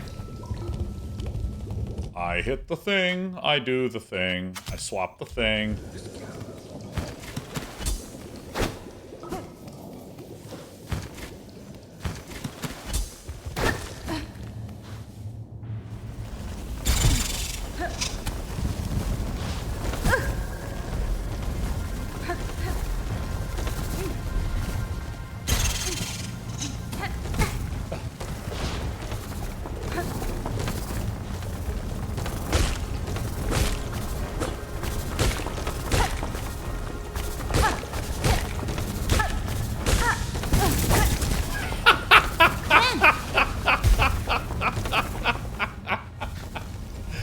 Oh, to look cool. This is a better place to farm. So come out consistently so I can read chat. Alright, while we're doing this...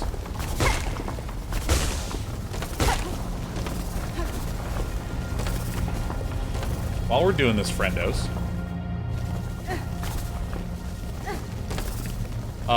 ask me anything you want. Let's talk about some interesting stuff.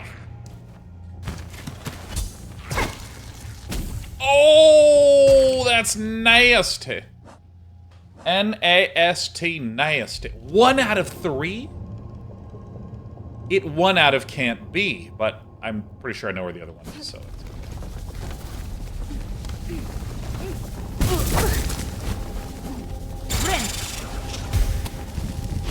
You like that? Played a tabletop session of D&D? I sure have a Ramian one.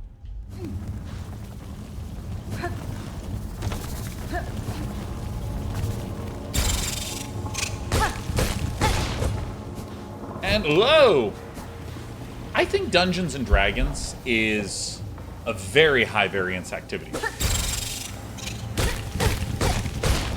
I have to, like, be in the right mood.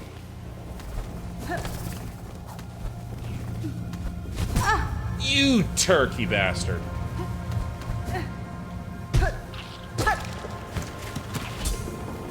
Suck 'em up! Where do you see yourself in 5 years? I can tell you where I want to see myself in 5 years. I want my game to be good.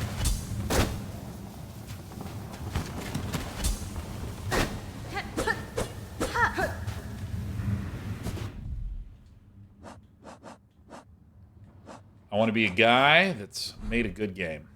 That's what I want to do.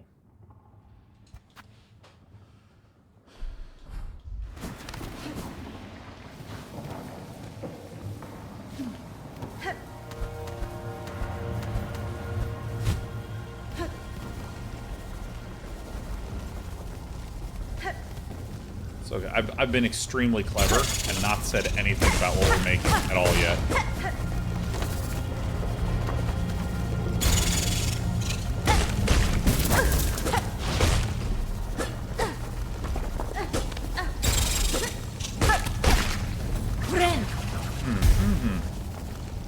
Saps says, oh my god, Sean, you ever been to your stream?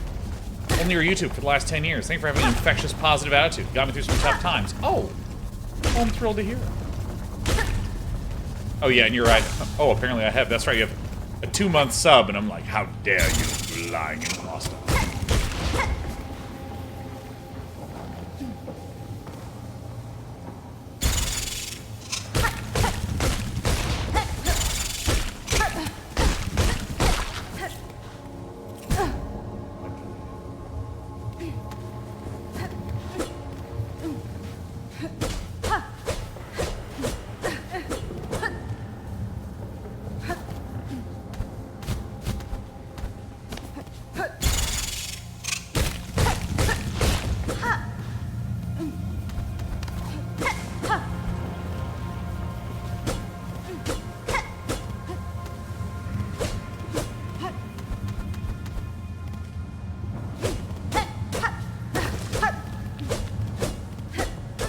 There's one other place where I feel like it could be, which is like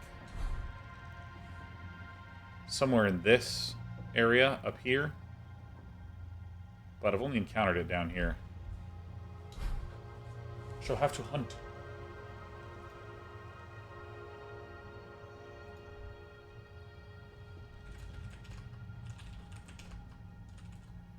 Oh my god, I have amazing news. I've been updated on a very important spider. There's a spider that's built like an absolutely gigantic web right outside the house.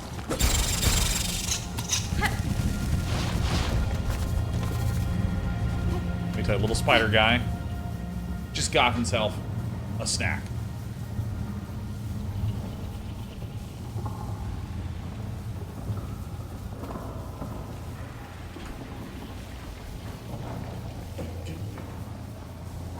Power Hop going? Dude, Power Hop is going great. I'm on a new plan starting next week. Oh, it's a new guy? Oh, it's 2 guys. Oh my god, there's more guys.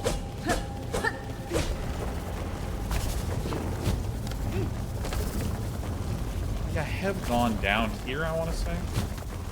You absolute fuck her.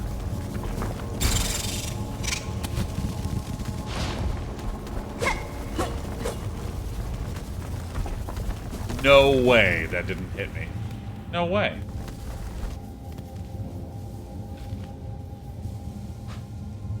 Ugh. You do the Silksong voice? Depends on which voice to which you are referring.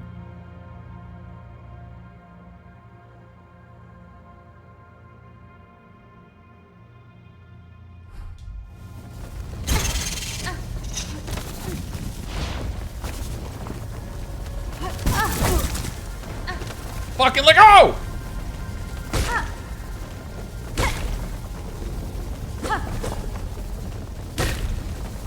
Man.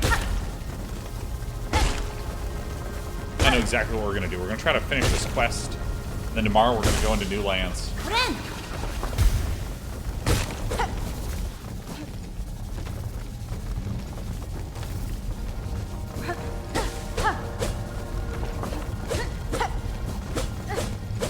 The suspicion I have, which is that it could just literally be like right out here.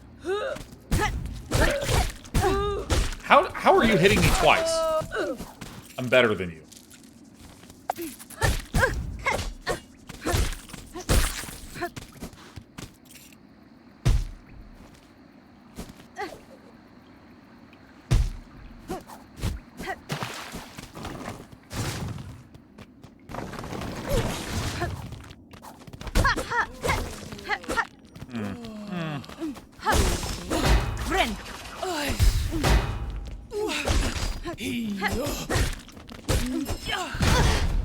Oh, I thought I was out of range, damn. This team is so generous with heals. It's like kind of insane.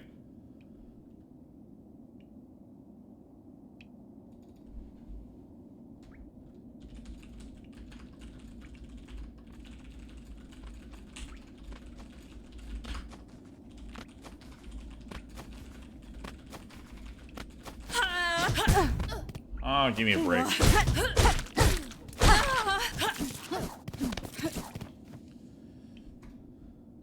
Oh, dude, this is a great question from Zkura. My other question, have you had any non-alcoholic beer of any type, and what are your thoughts? Z Sakura, I motherfucking love non-alcoholic beer. I am obsessed with it. I am completely obsessed with non-alcoholic beer. It's so good. And I'll tell you, I have two absolute mega giga favorites, okay? My first is, there is a brand by the makers of Delirium Tremens called Delirio. And I mean, it is just a delicious drink, period.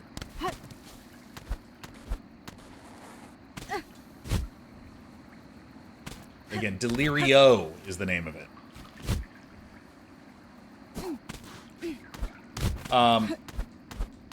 There is also a brand called Ration Ale, and they have a Kolsch. Fuck.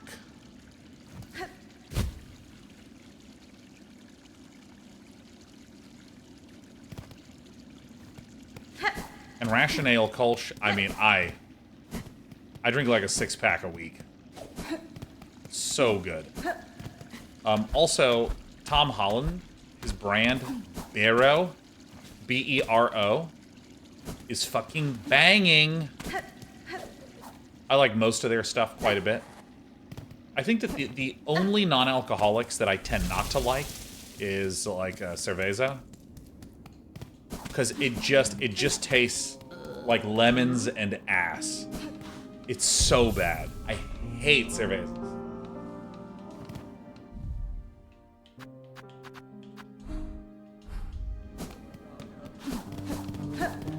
Alright, so what we're gonna do is we're gonna go.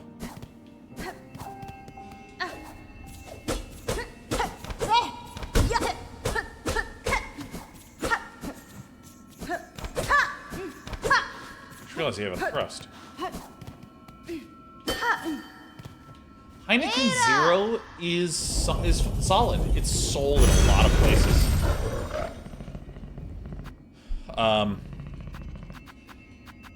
Rationale, I basically just always go for it every time. I love Rationale's Kolsch. It's just so fucking good. Master Chef D, really appreciate your positivity. Hey, thanks, Master Chef D. Oh, speaking of positivity, I've decided I'm going to order Ethiopian for myself. Some on my own for dinner tonight. Let's look at recent orders here.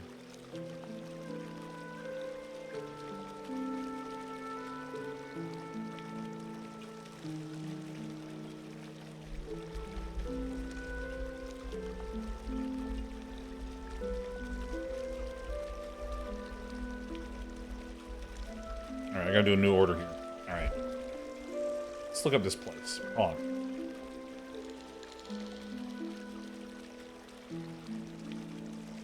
We'll order Tibbs. Chicken Tibbs is correct.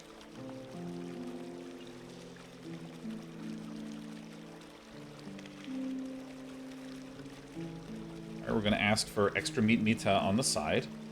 Let's add that. Do I want a lentil sambusa? I think I do. I already have extra meat mita. I actually have some on my desk right here.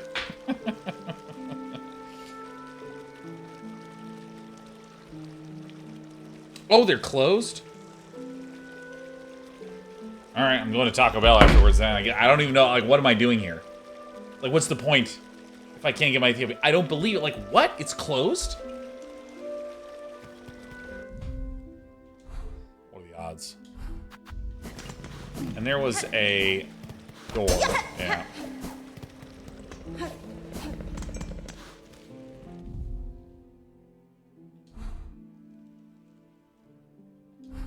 have two thoughts. This fucking sucks.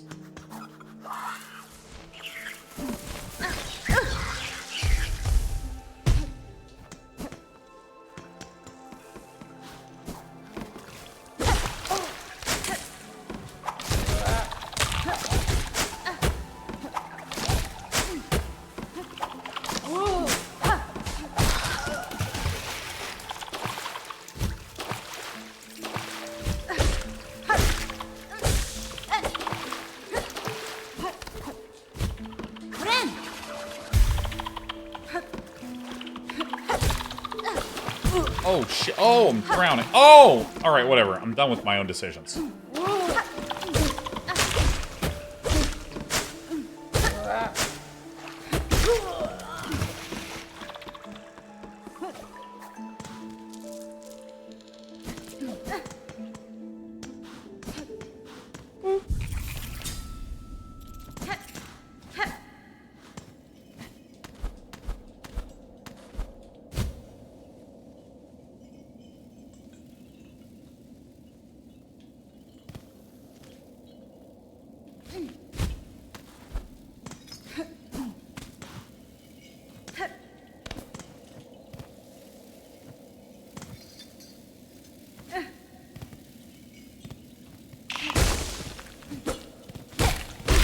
I think I really explored this area. That might explain why.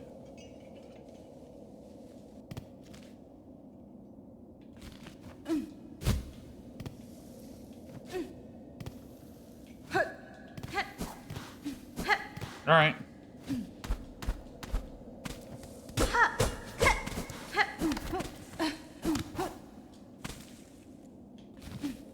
Is there a way up from here?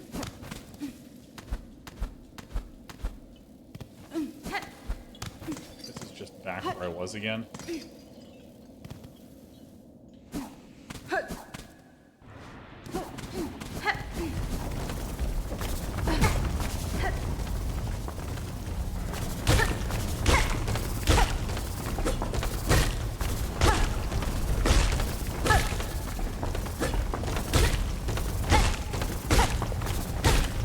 Oh, I'm already full. All right.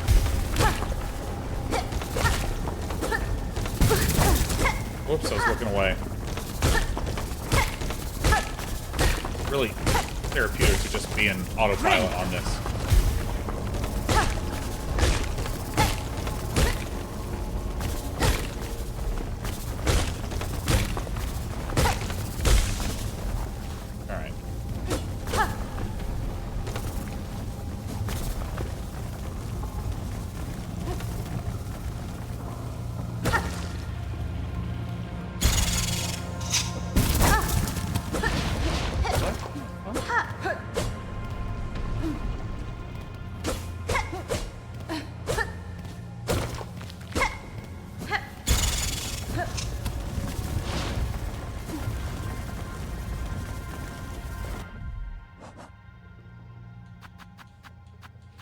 Is this it? Oh, no, I don't need that. Oh, God.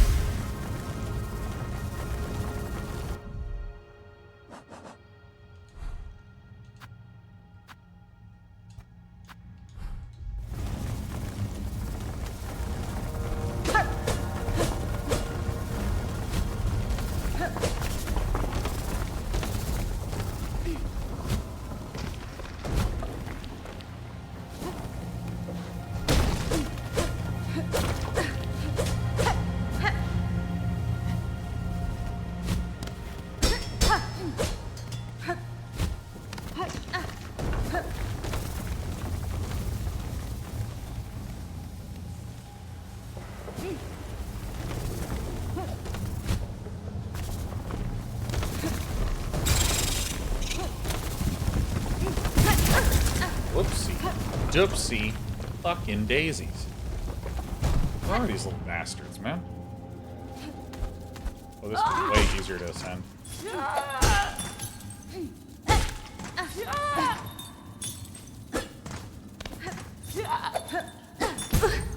Maybe this is just the place that I haven't gone.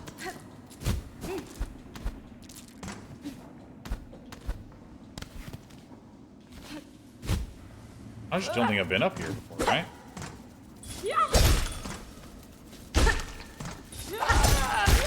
Dude, the boomerangs are amazing.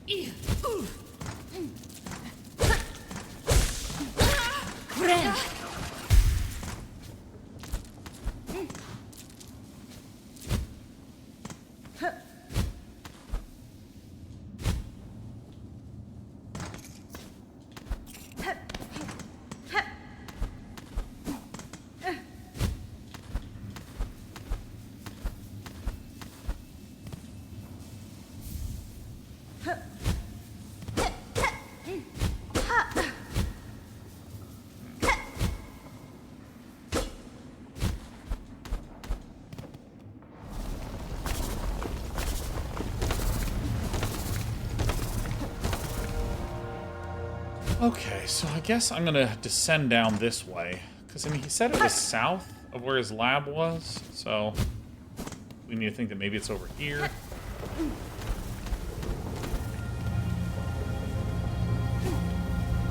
On level.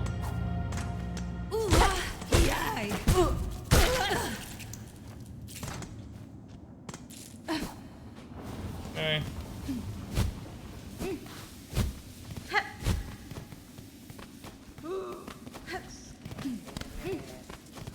I remember there was a bug that had some mossy thing. Dude, I don't know, like, my ability to engage with these bastards has gotten so much worse.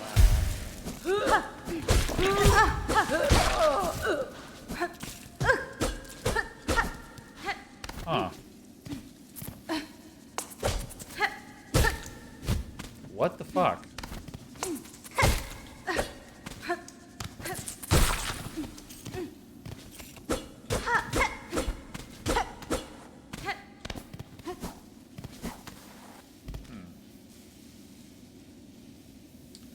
So, as far as I'm concerned, I've explored this area. The place that I have not explored is this way.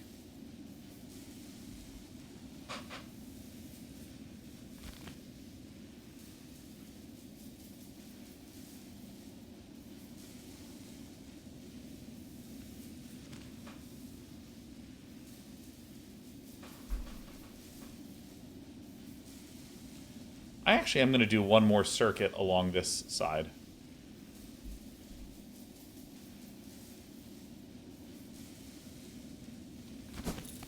I have a memory.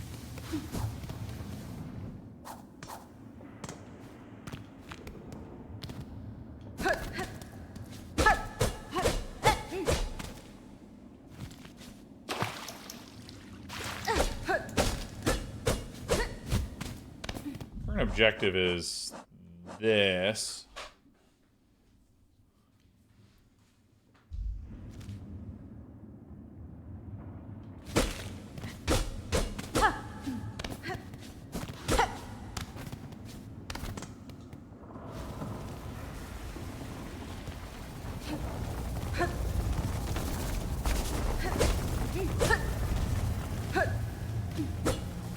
Where could it be?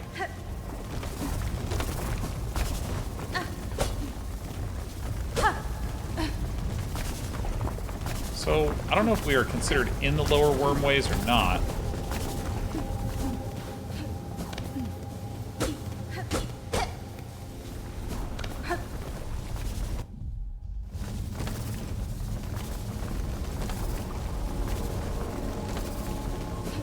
I have some thoughts. Hi, Giga, so do you find the random pickups of the bead necklaces as satisfying as finding larger collectibles, or does it feel not as cool? Beads, rosary beads, are all I ever want, man. I know that's a goofy thing to say, but I'm obsessed with this shit, man. I'm absolutely obsessed with little beads. I just want the money, honey. So let's see here.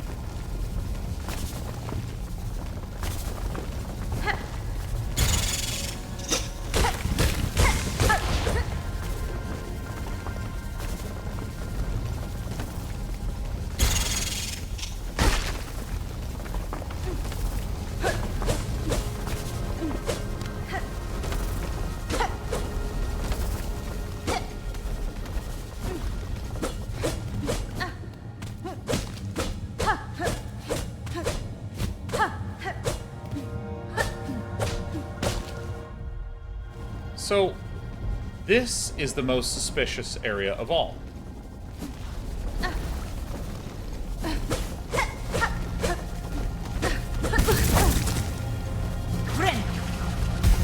Huh.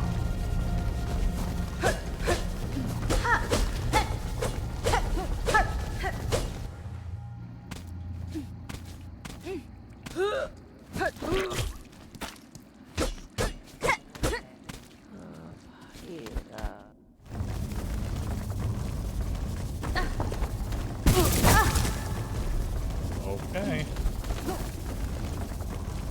I will...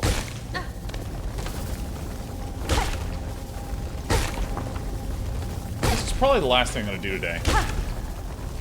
So I'm very curious.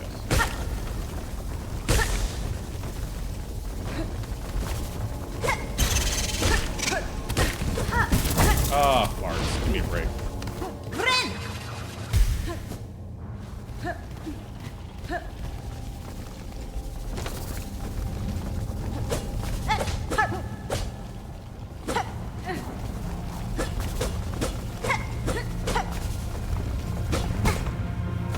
I've already seen some of you bring up that... Wow, that just hurts you, huh? Alright.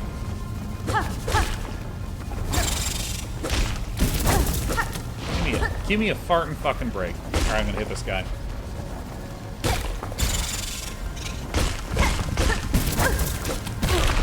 Fucking jerk.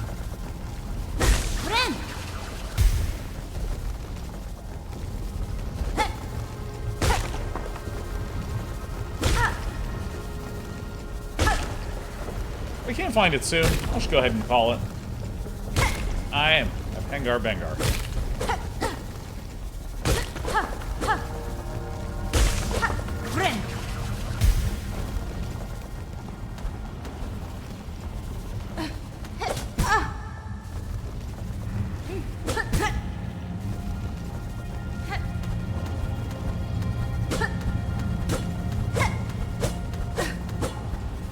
This is the area that I am most suspicious about.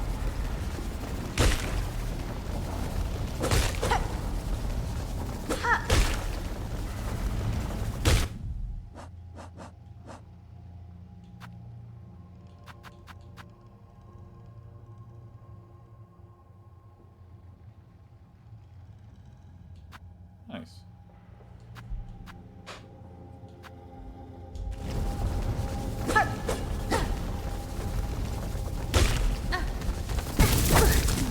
Really cool.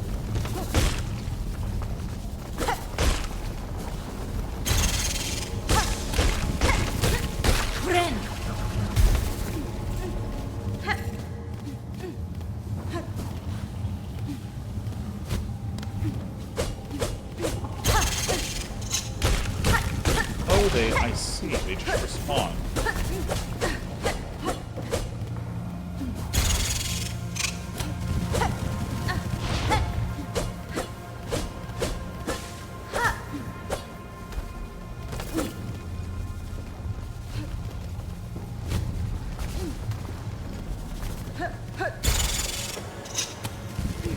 that other bastard is. Oh, this is not where I thought I was.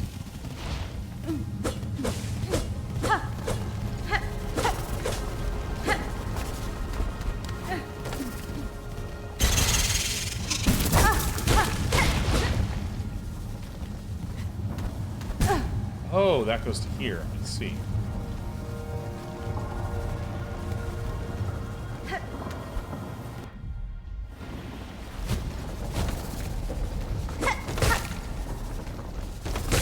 I don't think I've been this way, actually.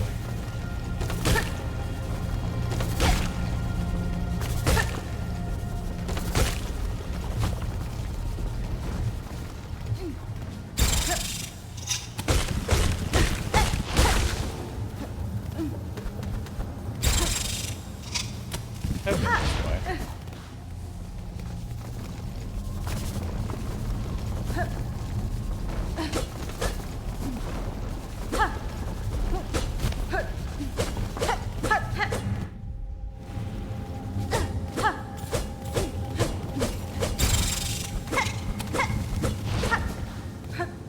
Is it somewhere in here? I don't know if I'm driving all of you insane trying to find this thing, but this is my process.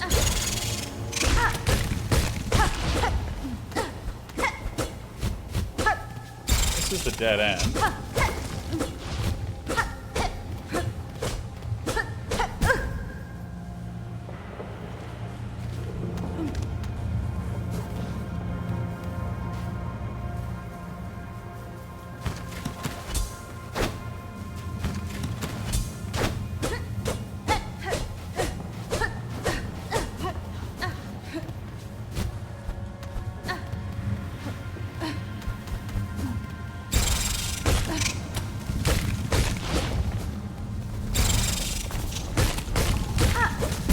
Oh, you absolute fucker.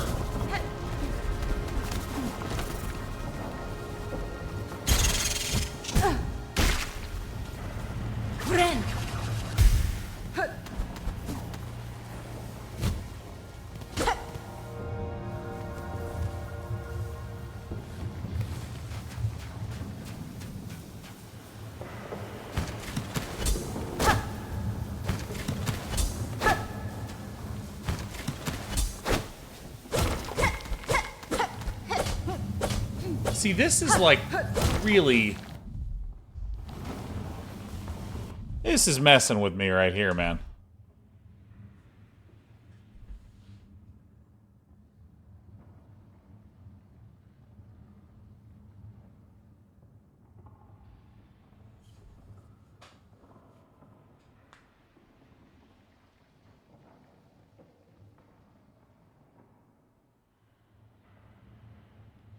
One last thing I'm going to do is I'm going to kind of wander through this area a little bit, then I'll call it. Then I promise I'll call it. And I'll go a little longer since I started a little later.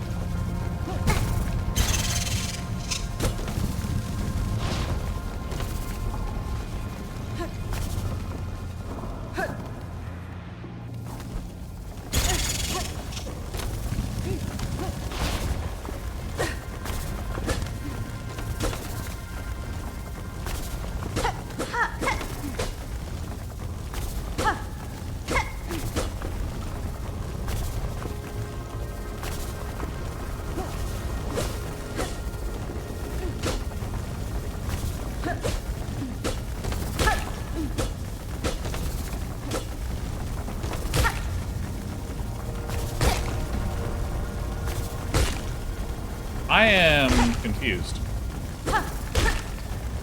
Bomb process, if it helps, it took me a while to figure it out too, yeah.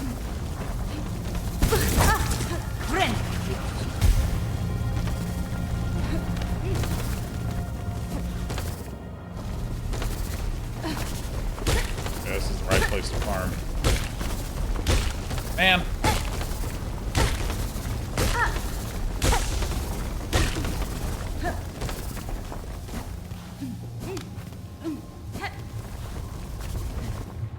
So I figured it out pretty easily, but I can't for the life of me remember where it was. Yeah.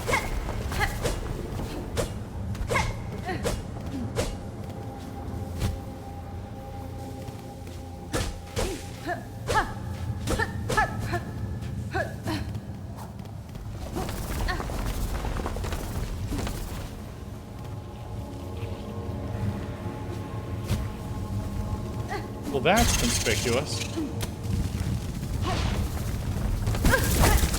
No, no, I hit it at the right time. You're lying to me, video game.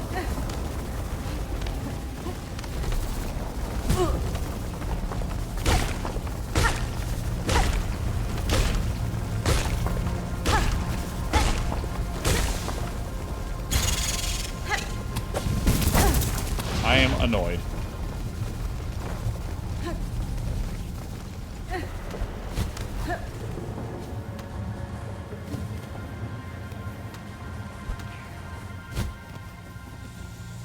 Oh. All it took was master observation skills. Motherfuck!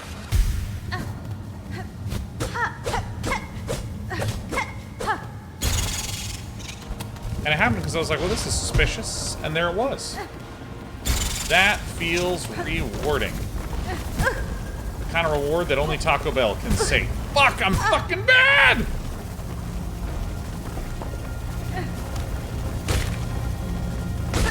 This is good. I'm gonna return and then end. And then I'm so ready for tomorrow.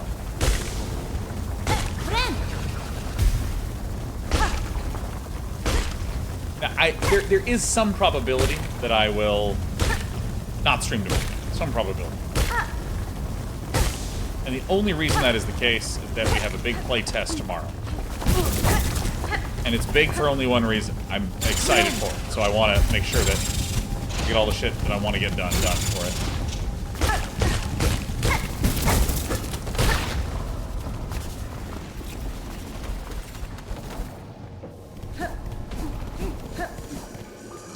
Here you go.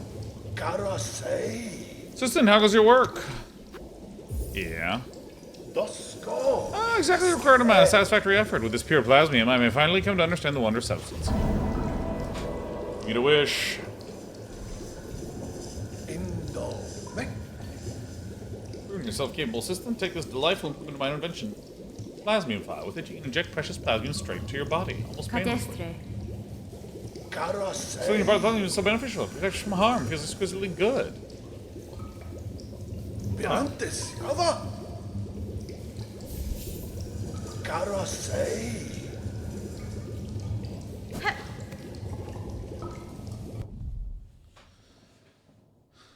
Allows one to gain health beyond their natural limits.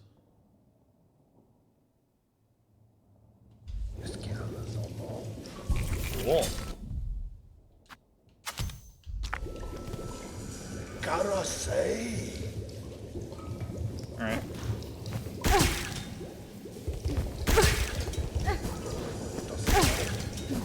Yo! I'm never gonna fucking use this at all.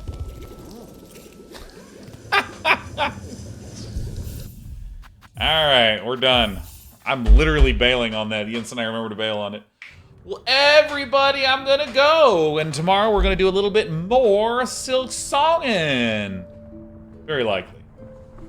If you're curious, any future Silksongs, the answer is yes. Don't forget we're playing the Drifter on Monday. To you all. Bye, bye, bye.